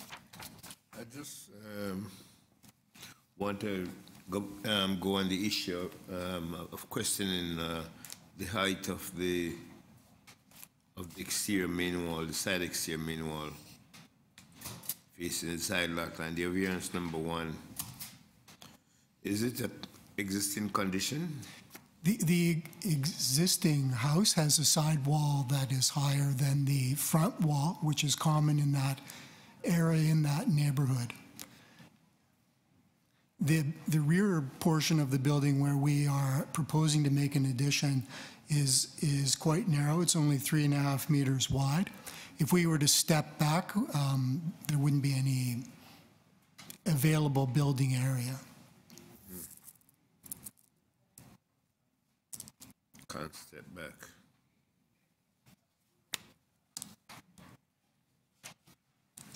Any other questions, panel members? Okay, so we're in committee. Discussion or motion? Through you, Madam Chair, in looking at the area, there are multiple additions of varying sizes. There's a basement walkout now. There are others on the street, so I don't feel that this proposal is out of character, and I would move approval of the application. Do you have a seconder? A second. Okay. So Motion by Ms. Omen, seconded by Mr. Russell for approval of the application. All in favor? Your application's approved. Thank you, Madam Chair. Item number 15, 133 Harcourt Avenue. Committee has before a copy of plan of survey, site plan, floor plans, and elevations. 11 signature petition in support. Signed by owners and occupants of Harcourt Avenue and Jones Avenue. Could we have your name, please, sir? Yes, my name is William Harrison. I'm 139 Duvernay Avenue. I'm the agent for the owners at 133 Harcourt Avenue. Thank you very much. Committee members, do we need a presentation or proceed to questions? Okay, any questions? No questions. Yeah, variance number 2. What is the height of the front and rear exterior mean was at present moment? The front wall is noted there 6.55 meters, and I would say, given the fact that the rear portion of the building is now 2 stories, it's the same. Why is where you have it? It says will be 9.82 meters. Yes, sir. Why is it?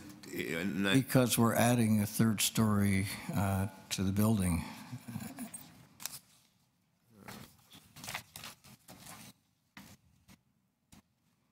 And there's no shadowing in the backyard or any privacy as a result of a 3rd story to the other members? No.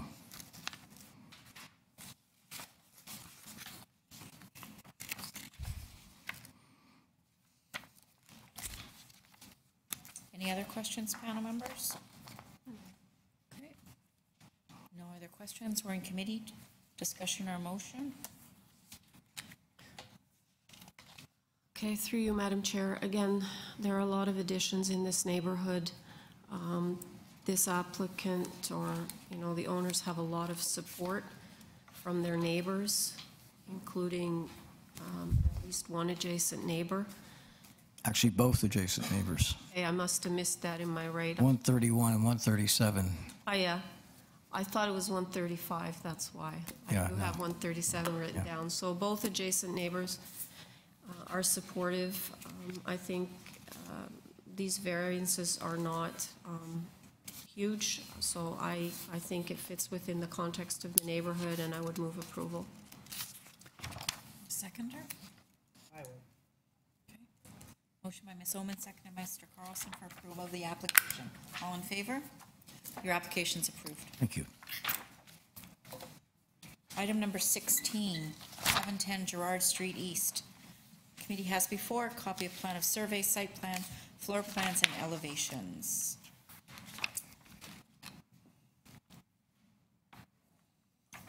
Can we have your name and address, please, sir? Yes, hello. My name is Eric Jensen. I'm the acting agent for the owner at 710 Gerrard Street East. Thank you. Committee members, do you need a presentation or just proceed to questions? Questions. Okay. Any questions then? Can you justify your 0 parking space request?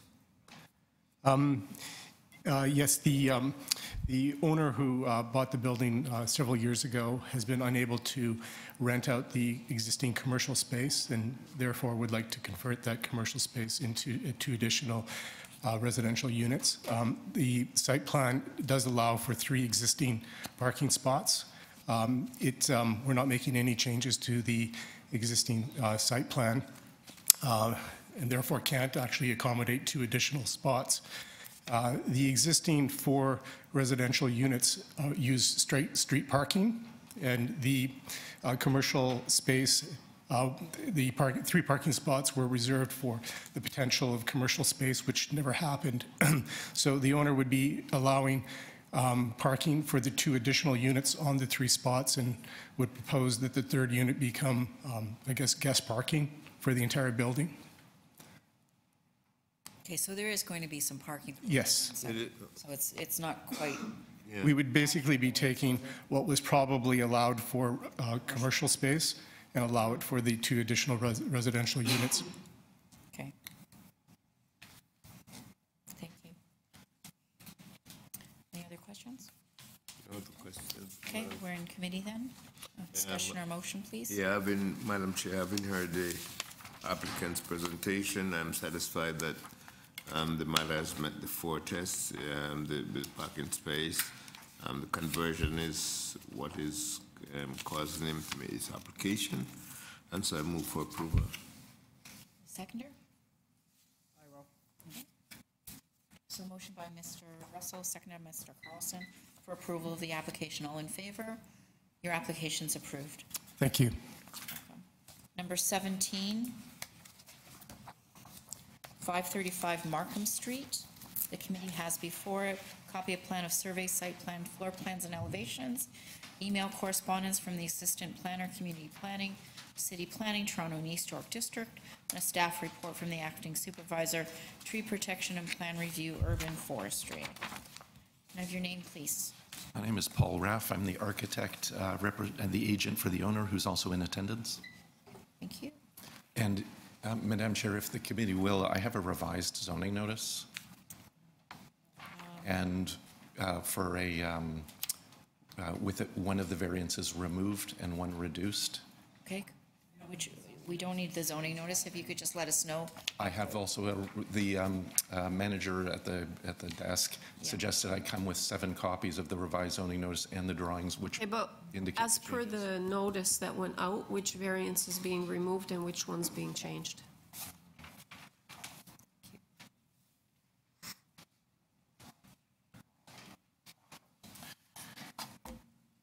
The number 4, the variance for height, is being removed. So the change in the application is the reduction of the height of the building by 30 centimeters. Okay. That eliminates the height variance, and the sidewall, main wall height variance has been reduced from 9.86 to 9.45. Which variance? Oh, I'm sorry, that's item number 5. Okay, that's the floor space index. Okay. So the height of the, okay, so variance number 3. Well, I think I just deleted the one that you deleted So variance number 4. The public hearing notice.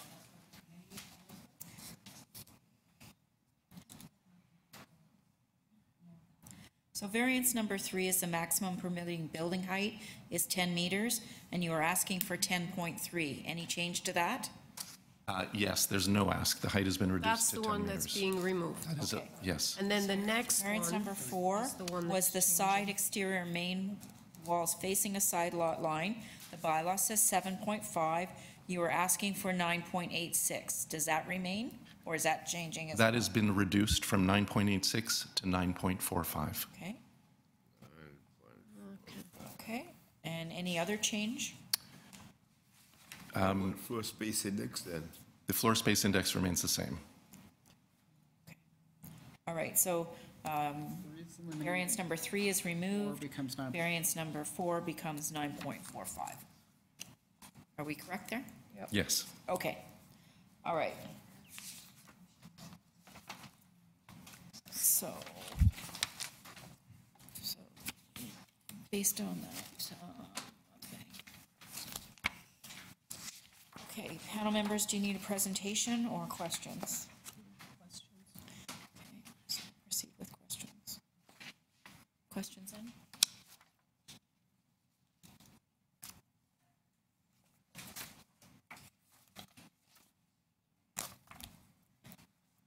Are you using up any further lot lines? Are you moving this any sides and the lot lines, south side?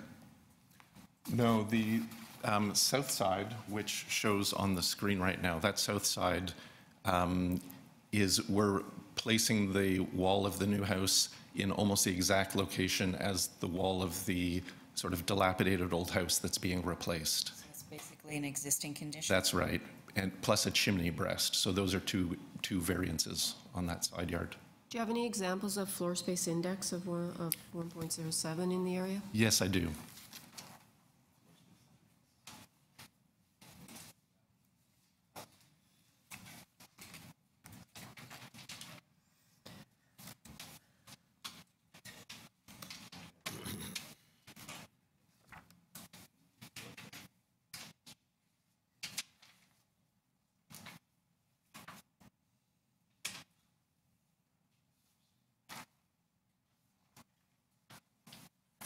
So these are all cases proximate which have been approved by the committee. It shows that our floor space index that we're asking for is less than the average of all of these which were approved. It's also less than the mean of all of these approved. This information was also shared with the planner. We had a back and forth with the planner since that initial zoning notice was issued, which is why we made these changes, and we have correspondence that reflects that she has no issues with our application anymore. Our map's really small. What's the rough radius of these examples? What's the rough radius? They're all within a 500-meter radius. Okay, thank you. So you have an email from, is it from Mei Wang? That's correct. What was the date of that email? She's saying she has no longer, we don't have a copy of it. No, that she has no longer a problem with it. They say she has they have an email from the planner that she's now content. That's the one that didn't have the report. Side mail height. Sidewall height. Yeah. They reduced it a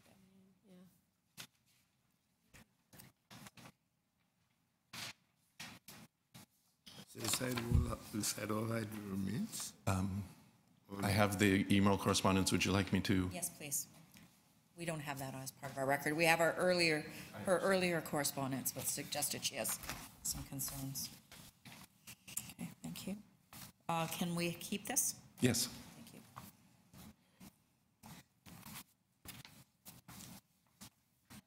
Any further questions, panel members?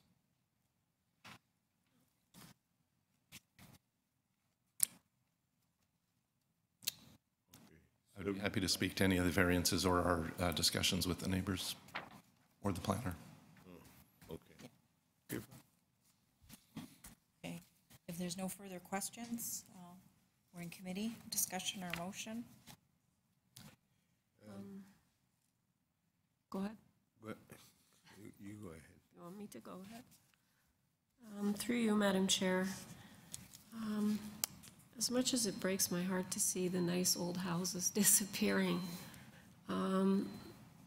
it's currently a three-story house. What's being proposed is a three-story house. With the reduction in variances, I am more comfortable with what's being proposed, although it is, I guess, a little bit of a new character being brought into the neighborhood, but in terms of the variances, I'm reasonably comfortable with them. So I don't know if Mr. Russell has anything to add. Yeah, just said the motion would have a removal of variance number 3, amendment of variance number 4 to 9.45 meters height of the exterior main walls. So you're seconding that then? So so as my motion, then it would be to move approval of the application, including forestry condition number 1, and the application as amended. Seconded. Okay, so a motion by Ms. Oman, seconded by Mr. Russell for approval of the amended application subject to forestry condition number 1. All in favor? Your application as amended is approved. Thank you very much. Number 18, 86 Amsterdam Avenue. Committee has before it plan of survey, site plan, floor plans, and elevations, previous OMB decision affecting the subject property, and a previous committee of adjustment decision affecting the subject property. Andy Trotter, agent for 86 Amsterdam. So I'm just going to show you. Do we need a presentation? Do you want? Members? Half presentation. Pardon me? Half presentation. Half presentation? Okay. Okay, I'll try. Okay, I'll select. All right, here. Yeah, questions. Yeah. So the house on the right is 88 Amsterdam, and that I had passed here a year ago. It's taken us a little longer to get to 86 on the left. What happened was a builder built these places, and 4 years later, after the new homeowners bought them, had no idea that the permits weren't closed. The city came and said, we've got to close the permit.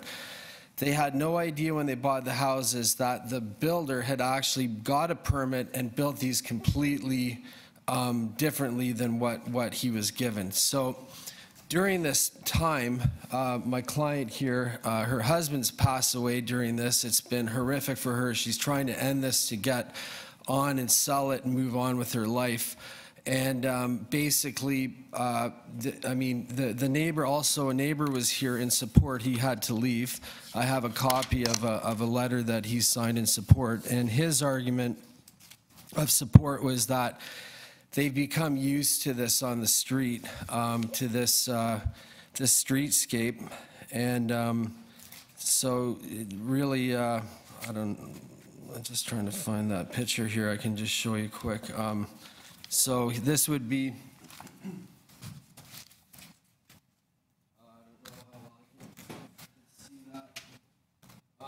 but you can see the, by the birch trees there are the two houses that we're talking about. And in my mind, looking at it visually, it doesn't really seem to be odd. As far as the streetscape goes, as I say this, these owners was completely, they had no idea that this was a problem buying the house. And as in 88, the committee felt that it squeezed into an approval. So was 88 built in compliance with the approvals received? No, 88 had the same variances, same thing. It's identical. Like the no, but they got variances. Yeah, they approved. They didn't go above the, okay, so there was never an application for 86. They Yeah. built 86? No, 86 and 88 were built by the same builder, but the C of A, so we're back at C of A for 86. A year ago, I was at C of A for 88. I get that. Yeah. But 86 So the 88 was to correct the misbuilt house as well? No, yeah, to correct, yeah, the same thing. So what you did, what you're here for today is what you Identical. did, is what the one in the package Yeah, is. Sorry, yeah. You built beyond what was required, I mean, in variance number 2 and variance number 3. Well, we didn't build what was beyond required. A builder built them and sold them. Still beyond what was required. It's beyond what was The required, owner yeah. of 88 discovered this problem before the owner of 86? No, they discovered the same time, but as I said, the owner of 86 was going through the sudden death of her husband. That delayed her getting to, so we had to redo the zoning, we had to redraw the houses, redo the zoning, and then apply to the Committee of Adjustments. It's just that her dealing with her tragedy slowed her process down. That's all. But the identical situations, 88, 86, same thing. Bought the houses, had no idea. Some of the variances, though, are different. Slightly. There's some new variants, additional variances for 86 that weren't for 88, right? No, the same variance. It's the same, there was setbacks, variance, height, the same thing. There's a few differences. There's a few differences. parking space is new, height of the first floor is Height, about. yeah. But that's because the one house is narrower than the other. That's right, yeah. So it's a little But I'm bit just saying they're different. different variances. So were these triggered by building department then? That What happened was like how did both owners find out that? Well, what happened was the builder built the houses and then sold them. And then 4 years later, the building department said, hey, you haven't closed the permit. So none of the lawyers on these real estate deals? So, well, the lawyer was actually, I believe, was my client's husband, and I think he was a little more proactive than the lawyer for 88. And they ended up, they've really had, they're still trying to sort it out, even though they got approved by committee. It's really been a mess for them.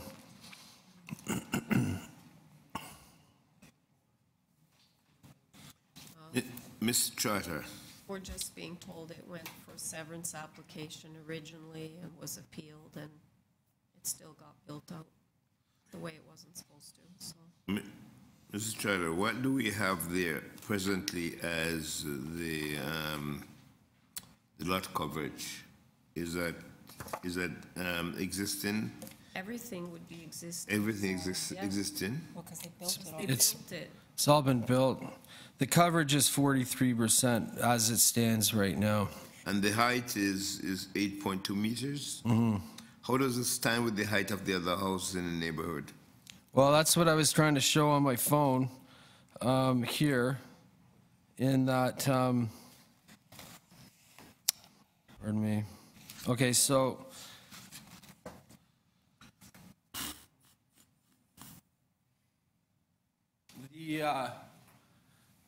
the houses behind the birch tree are the houses we're talking about.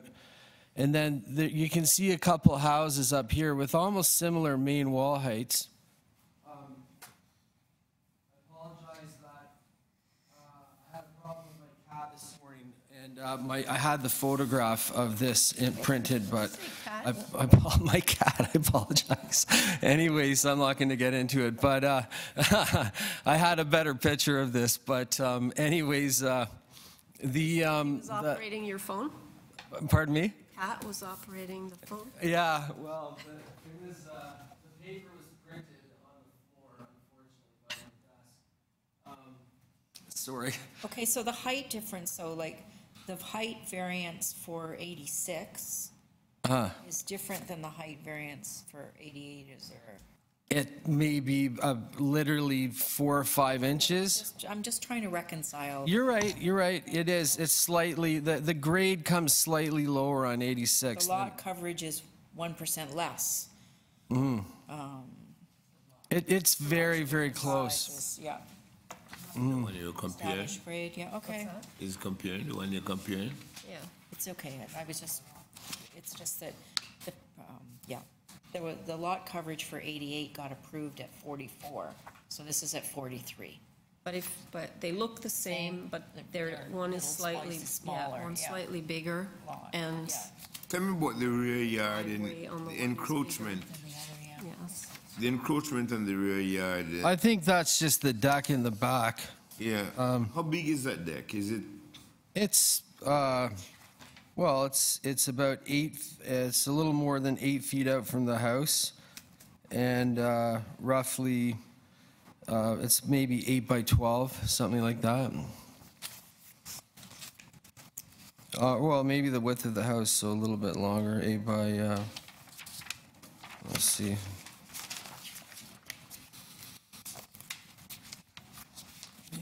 Maybe about 8 by, it's the width of the house and about 8 feet out from the house, so, you know, comfortable. The distance out, I think, is more important than the width. I mean, that's the projection, but I think at 8 feet, you can, you know, they're looking to comfortably sit maybe in an outdoor dining room or something, dining table, eating outside.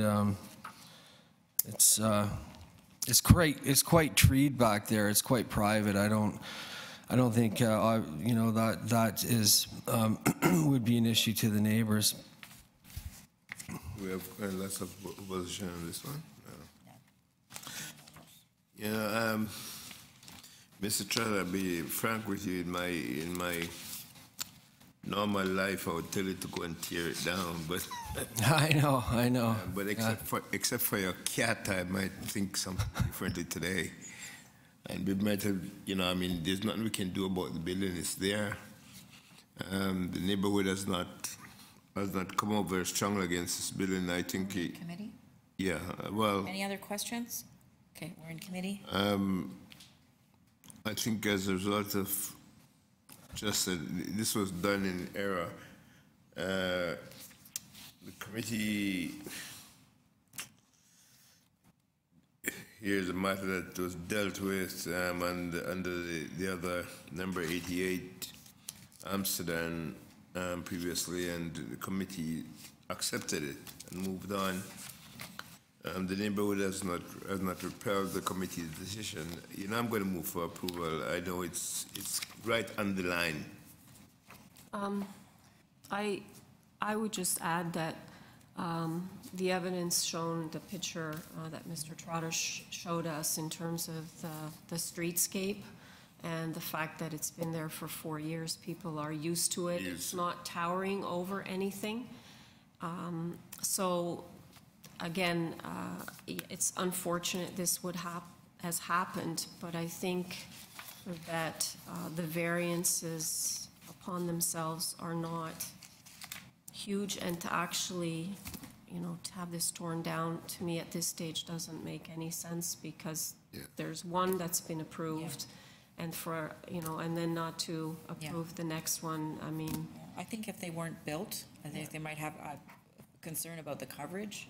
Given that the last one's been approved, and in the circumstances, I don't think the gravity is there to refuse it. Acknowledging that they're not actually identical, I think, looking to 88, they are so similar in actual character that it would be inconsistent to refuse the second. So I would second that motion. Okay. So it's a motion by Mr. Russell, seconded by Ms. Oman for approval of the application. All in favor? The application's been approved. Thank you very much. Thank you. Yeah, I hope the cat's feeling better when you get home.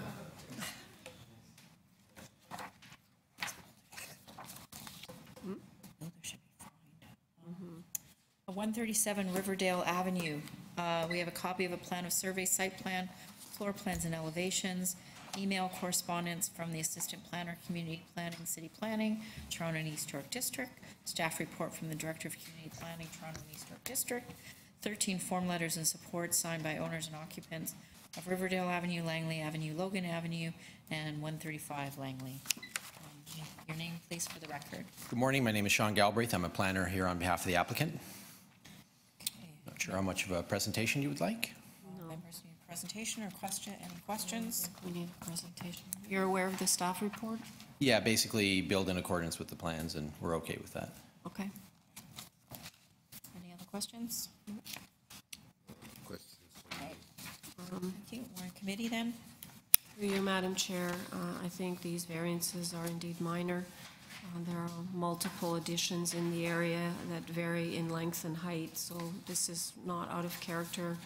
There's also a lot of support, so I would move approval, including the conditions in the planning report dated March 28th. Okay. Have a seconder? Second it. Okay. So, motion by Ms. Owen, seconded by Mr. Russell for approval of the application subject to the planning conditions in the planning report. All in favor? Your application's approved subject to those conditions. Thank you. Thank you. Application 25 Fielding Avenue. Committee has before it a copy of plan of survey, site plan, floor plans and elevations, a staff report from the Director of Community Planning, Toronto and East York District. And may we have your name, please? Andy Stratus. In addition, we also have 20 signed letters of support from the neighbors, adjoining and otherwise. Okay, thank you. Yes, you can file them with us. Okay. Committee members? Are you, questions? Are you aware of the planning report? Are you aware of the planning report? Okay. So you're fine with the condition? Yes, want me to address the variances? No, I think we're just going with questions. Okay.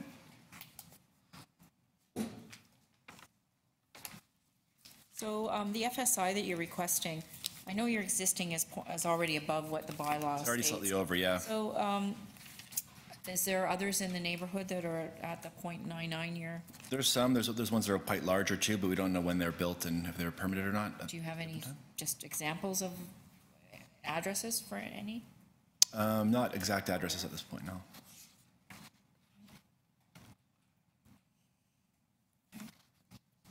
Also, the house adjoins a laneway, so there's less lot on the side, which affects the FSI as well.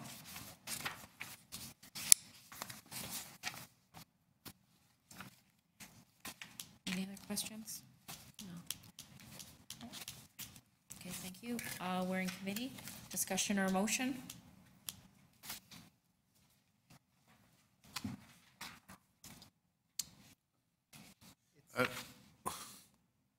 Particularly in terms of height, it is borderline. We don't have a building height variance, and looking to the side elevations, this is handled in a sensitive way. From the front, you shouldn't see much of a difference. That was the plan. Oh, sorry. So I would be inclined to approve. Is that a motion? There's no further comments? No. I would move for approval of the application, as I do believe it to be appropriate to the context. Are you including planning And that condition? includes the planning condition in the report from March 28th. I'll second. So that's a motion by Mr. Carlson, second by Mr. Omen for approval of the Ms. Omen, for approval of the application subject to the planning conditions. All in favor? Your application's approved. Thank you. Okay. Is the agent or applicant for Hannaford here? No?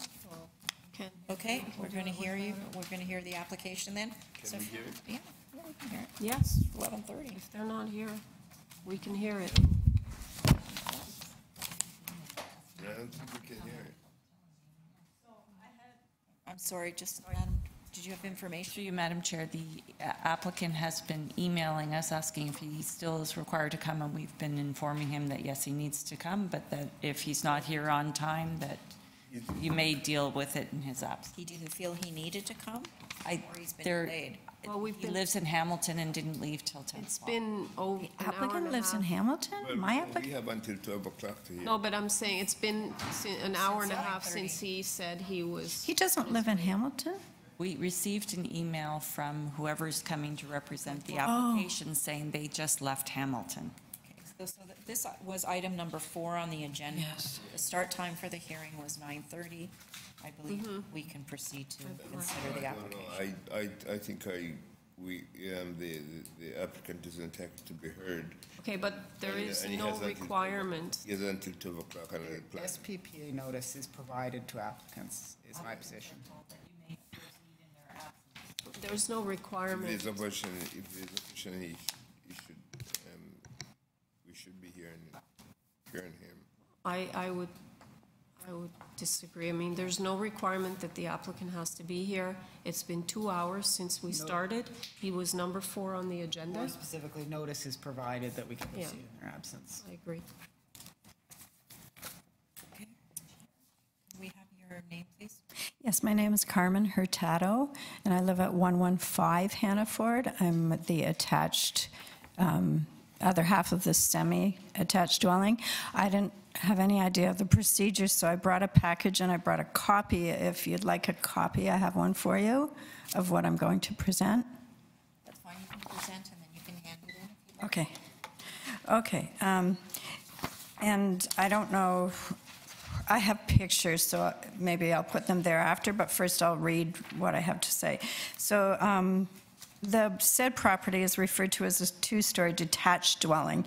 It is not detached. It is a semi-detached dwelling in a solely residential area consisting of semi-detached dwellings on 14 and 16-foot wide lots. So I don't know if the whole proposal that he gave is accurate, considering he presented it as a detached dwelling. It's a detached garage. There's nothing related to. The garage is detached. So the variance before us, the purpose of the application is to replace the existing detached garage. Okay, yes, with the access garage is on the detached. So the only matter before us is the variance with respect to that, and it's for the side yard setback for ancillary buildings and the variance from the distance to the center of the lane. So those are the only 2 things, the variances that are before the committee today. Okay. So it's not about the house. No, it's not about the house. I just thought that the garage might be affected by the fact that the house is semi. The proposed increase to the garage from 21.6 square meters to 28.53 square meters, plus adding a driveway of 4.03 meters. It pushes the garage into the backyard, which greatly changes the original footprint of the garage. and it's not in keeping with other garages in the location. Usually garages are at there's a laneway which acts as a driveway, and then there's a garage, then there's a yard and a house. But he's proposing that where his garage is be turned into a driveway, so a laneway, then a driveway, and then his garage will be up into the backyard and made quite a bit larger as well. So, and this is what's concerning me. The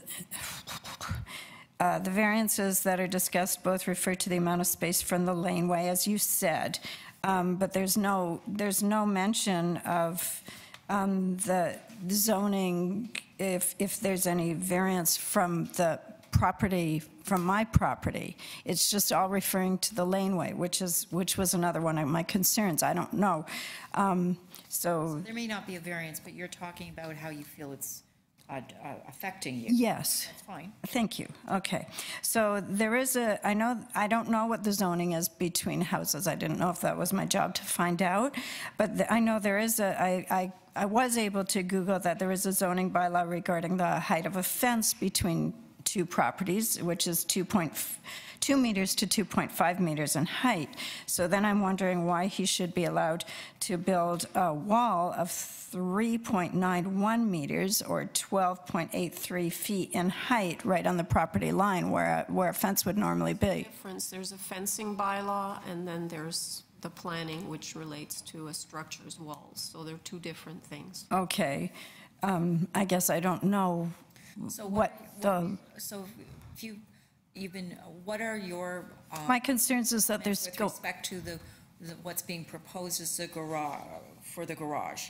Right. You talked about its location and... Yeah, the fact that it's going to be in the backyard, and then it's going to be right up to my fence, and also the design of it, instead of like a normal A-frame, it's going to be, the roof is like this, with the tallest part of the roof against my fence, and it's to the south of my property, so right on my property line, there's going to be a 13-foot high wall, because the roof will slant away from my property line. So I only have a 16-foot wide property, and right along the side of it, I'm going to have a 30-foot tall wall in my backyard. And the sun is usually like this, which will shade my backyard considerably. So that concerns me, the fact that it will be up into my backyard, but also so tall against it. I understand it's a big change, but just so you understand, there's no variance for the wall height. Like, we only have two variances that we're looking at, which is a side yard setback to the south lot line, and then a setback from the center line of the laneway. Everything else is as of right, which means they don't need variances for it. So the wall height and some of the things you're talking about, there are no variances for it. So that means they're permitted to do that. You are permitted to put a garage right in your backyard with a 13-foot. Well, that's a different issue, but I'm saying the height of the wall is permitted. There's no variances for it. And the location is permitted? The only variance is with respect to the lot line is a setback to the south lot line. That's the only variance. The only other variance is to the center line of the laneway. So there's no other variance. Yeah, the south is the to any center line. property or height or, Distance from the residential dwelling. Or depth as it relates to toward the houses. So there's no, so I have no, It's all complicated, but it's. yeah, no, I just didn't know if, I just didn't know people were allowed to. You had sorry. Through you, Madam Chair, just with variance number 1, if they were to comply with that, the garage would be pushed further into the backyards. So he's. Variance 2. That's for the center. Side. Oh, for the center line. 2 is the center line. Yeah. Variance number 1 is south. Oh, sorry. And that would be the neighbor. So what the deputy clearly. secretary is saying is that if, no? With regard to the garage being farther back into the yard Yes. than the existing, that is were there to be no variance there, it would be even farther in. The existing condition with the garages near the rear property line is not in fact compliant with current zoning. The city is seeking, essentially the city is seeking to protect the laneway right-of-way by moving garages farther back. So you're saying the city wants the garages further back into the backyard? Which is why they're going for the variance distance from the center line of the laneway rather than the setback to the. One of the two variances is to push the garage farther from the house than it is actually allowed to be as of right. I'm sorry, you mean his variance is saying that the garage should actually be, you're saying the garage should actually be closer to the house? One of the variances is requesting to put the garage closer to the center of the lane than it is actually proposed. To the side lane, because there's two lanes. That's the confusing issue. The garages are currently close to the, next to the back lane, but he wants it closer to the side lane, which would be great for me because then it would be further away from my property. So I certainly have no beefs about that. But my concern is that it's right next to my backyard, and it's going to be a 13-foot wall right next to my property. And I know that's not in the variances, but how do I know if those things are allowed? So if you look at the site plan or the current survey and where the current garage is and the distance towards the back lane and the site plan, the garage seems to have been pushed forward into the backyard and then a full driveway behind the garage attached. Yes, and I'm wondering why you need a driveway coming from a laneway to a garage. So basically, he's concreting where his garage used to be is going to be concrete or asphalt pad and a driveway, but it's already a laneway, so why a need for a driveway? And then it pushes the garage into the backyard. There's no landscaping variance. Anything else? No. How do I find out if there have been variances that should have been requested that weren't? So there's no rule against putting the application goes through what's called a zoning review, Uh-huh. where a member of city staff looks at it to see this is what the person is asking for. Okay. Does it meet the requirements of the bylaw? Okay. So when a member of the staff did that, this is what was identified as not meeting. Anything else that's an aspect of this would suggest that it complies to the bylaw. But there are two elements of what he's proposing that would not comply. Right. And those are the two things cited here. With respect to the side yard setback on the south side and the distance from the center line of the lane on the south side. What he's proposing, or what the applicant is proposing, does not meet the bylaw, thus the variance requirements. Any other characteristics with respect to the size of the structure, the height of the structure, those were not identified. So from our perspective as we sit here, it would appear to us that the zoning examiner has seen that the height being proposed is within the bylaw, and the size of the structure is within the bylaw. And the location?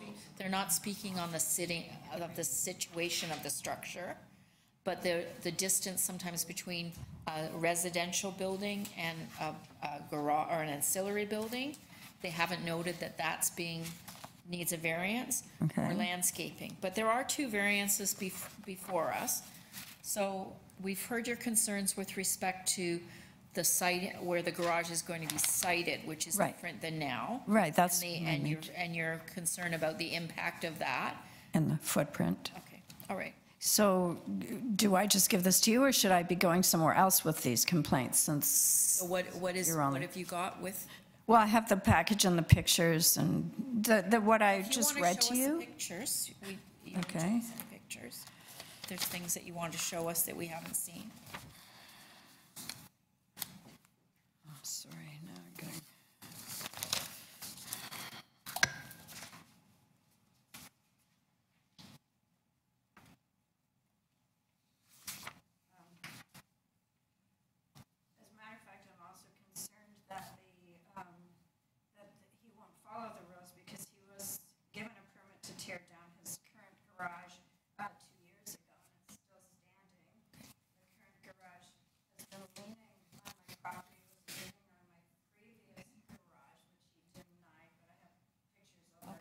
So those aren't matters that we are dealing with here.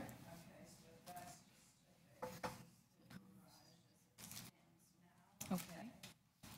Sorry, can you put that back up again? Sorry, I just want to see where it is situated. The roof is currently Okay. He's taken off the roof himself, but it's still there. Okay.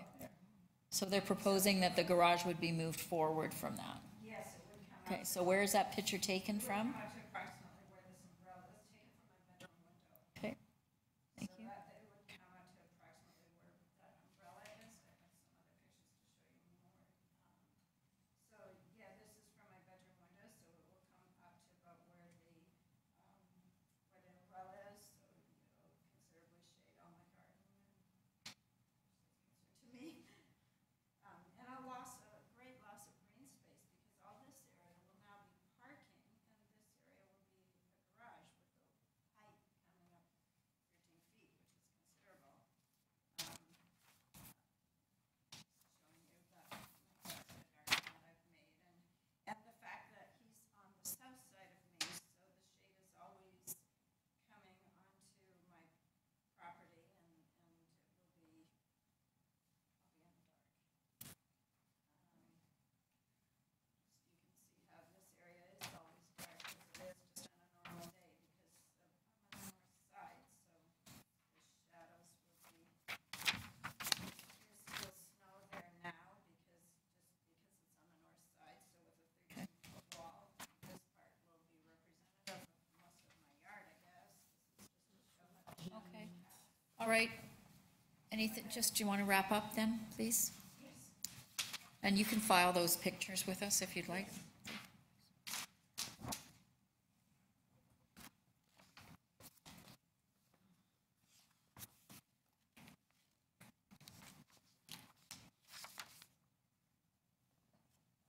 Thank you. Thank you very much. Thank you. Okay. Any questions, panel members? Okay. Thank you very much. So will they be viewed, or will they not be considered? Well, this is what we Gonna decide? viewed them. We're Okay. making the decision today. Thank you very Thank much. you. Okay. Okay, panel members, any questions?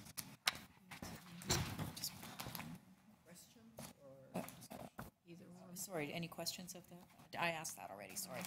We're in committee, any discussion? Motion? If we look to the plan of survey, see that at some point, I wasn't able to see from the photos whether it still exists, but there was a shed attached to the side of the existing garage, which extended it as close to the south line as the new garage is. A shed attached to We're his. in committee now? Oh, I'm sorry, should I be gone? No. I thought you were. You can sit down, you don't have to. Okay.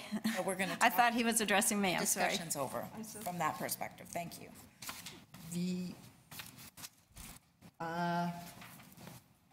And pulling the garage back toward the west actually addresses most of the practical concerns that would be created by impinging on the center line of that lane, of that side lane.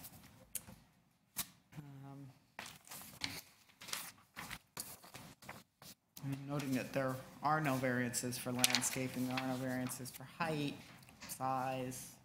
But from a I don't see any garages that are pulled up from the rear laneway in the same way. No variance for that, though. No, but it speaks to character, It does speak, impact. it does speak to character, but I think providing additional room for that turn addresses the concern created by. Well, transportation still has a concern, development engineering. Yeah. The lane widening, you have to modify. But that doesn't speak to height. No. But there is still.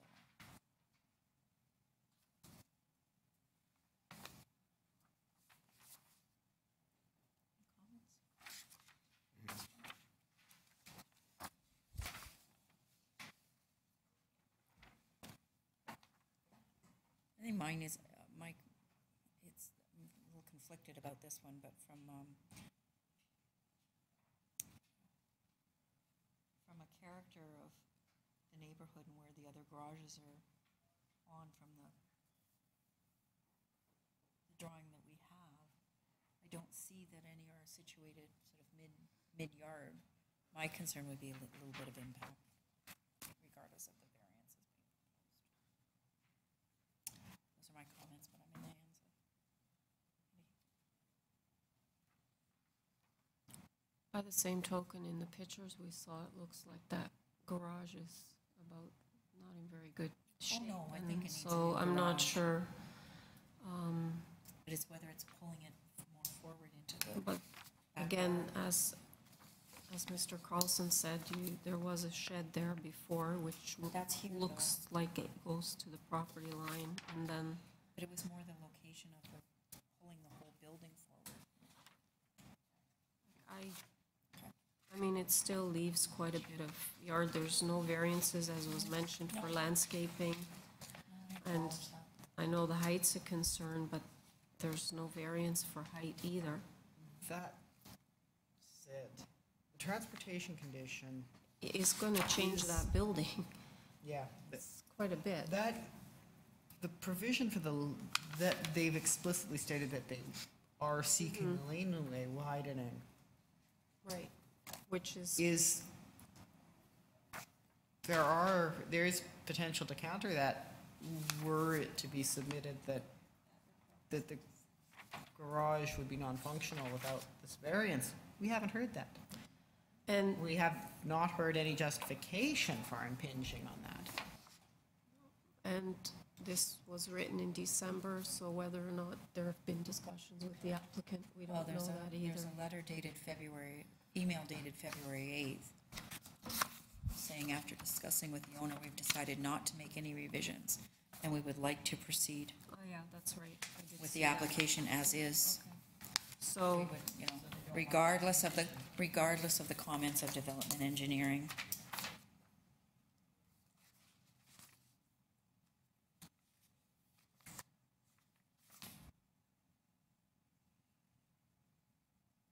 I believe that once I have the opportunity to present to the committee members, I will be able to speak to it, so A presentation we have not heard. No. Right. Then my real feelings about this is the variants before us are what is there, and there's no alternative to moving away from what is given here as variance with the staff position. And the difficulty here with this application is that if you plan to go negative, then you should at least hear the application from the applicant. Well, but clearly the applicant has been talking to staff, right, and says, I don't agree with their concerns, I'm gonna come to committee and explain myself, and he's not here. Chosen not to present a case. So one has to ask, we have to ask ourselves, like, I don't know why he's not here.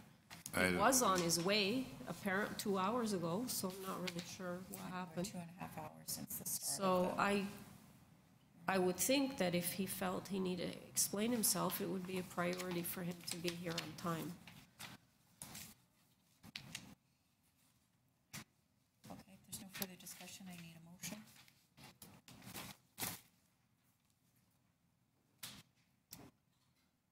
Okay, my motion would be to refuse the application as the impingement on the South Lane's right-of-way is not desirable in nature. And yes, that is my motion. Well, I'll support that because either way, I would have put the condition in from the report, so he would have to go back to the drawing board in any case, so I'll support that motion. Any partial refusal or condition will substantially change the nature of the Right. application, not having for from the applicant. I'm more comfortable refusing as a whole. Okay. Okay, that's a motion by Mr. Carlson, seconded by Ms. Omen for refusal of the application. All in favor? You're dissenting? Abstain? Abstaining, okay. Dissent.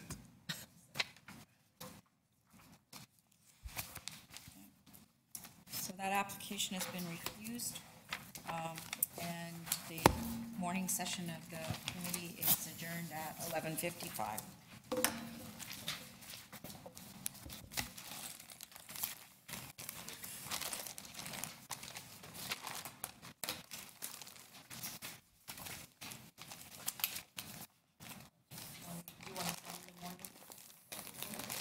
Sure, sure.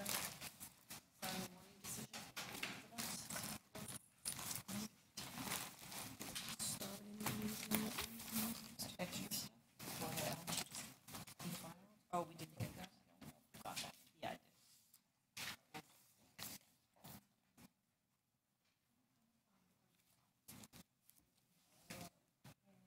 So you know it was refused, right? Yes. So it means they're denied the application.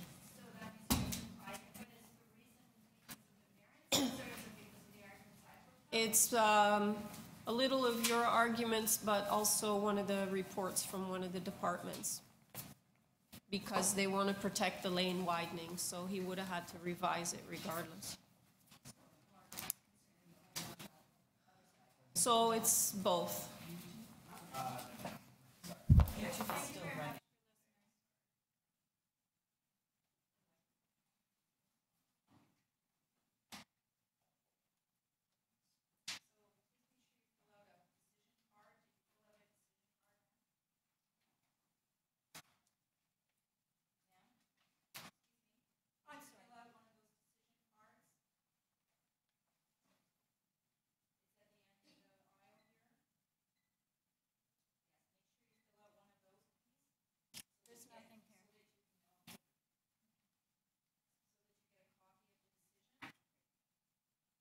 Okay, so, no, I have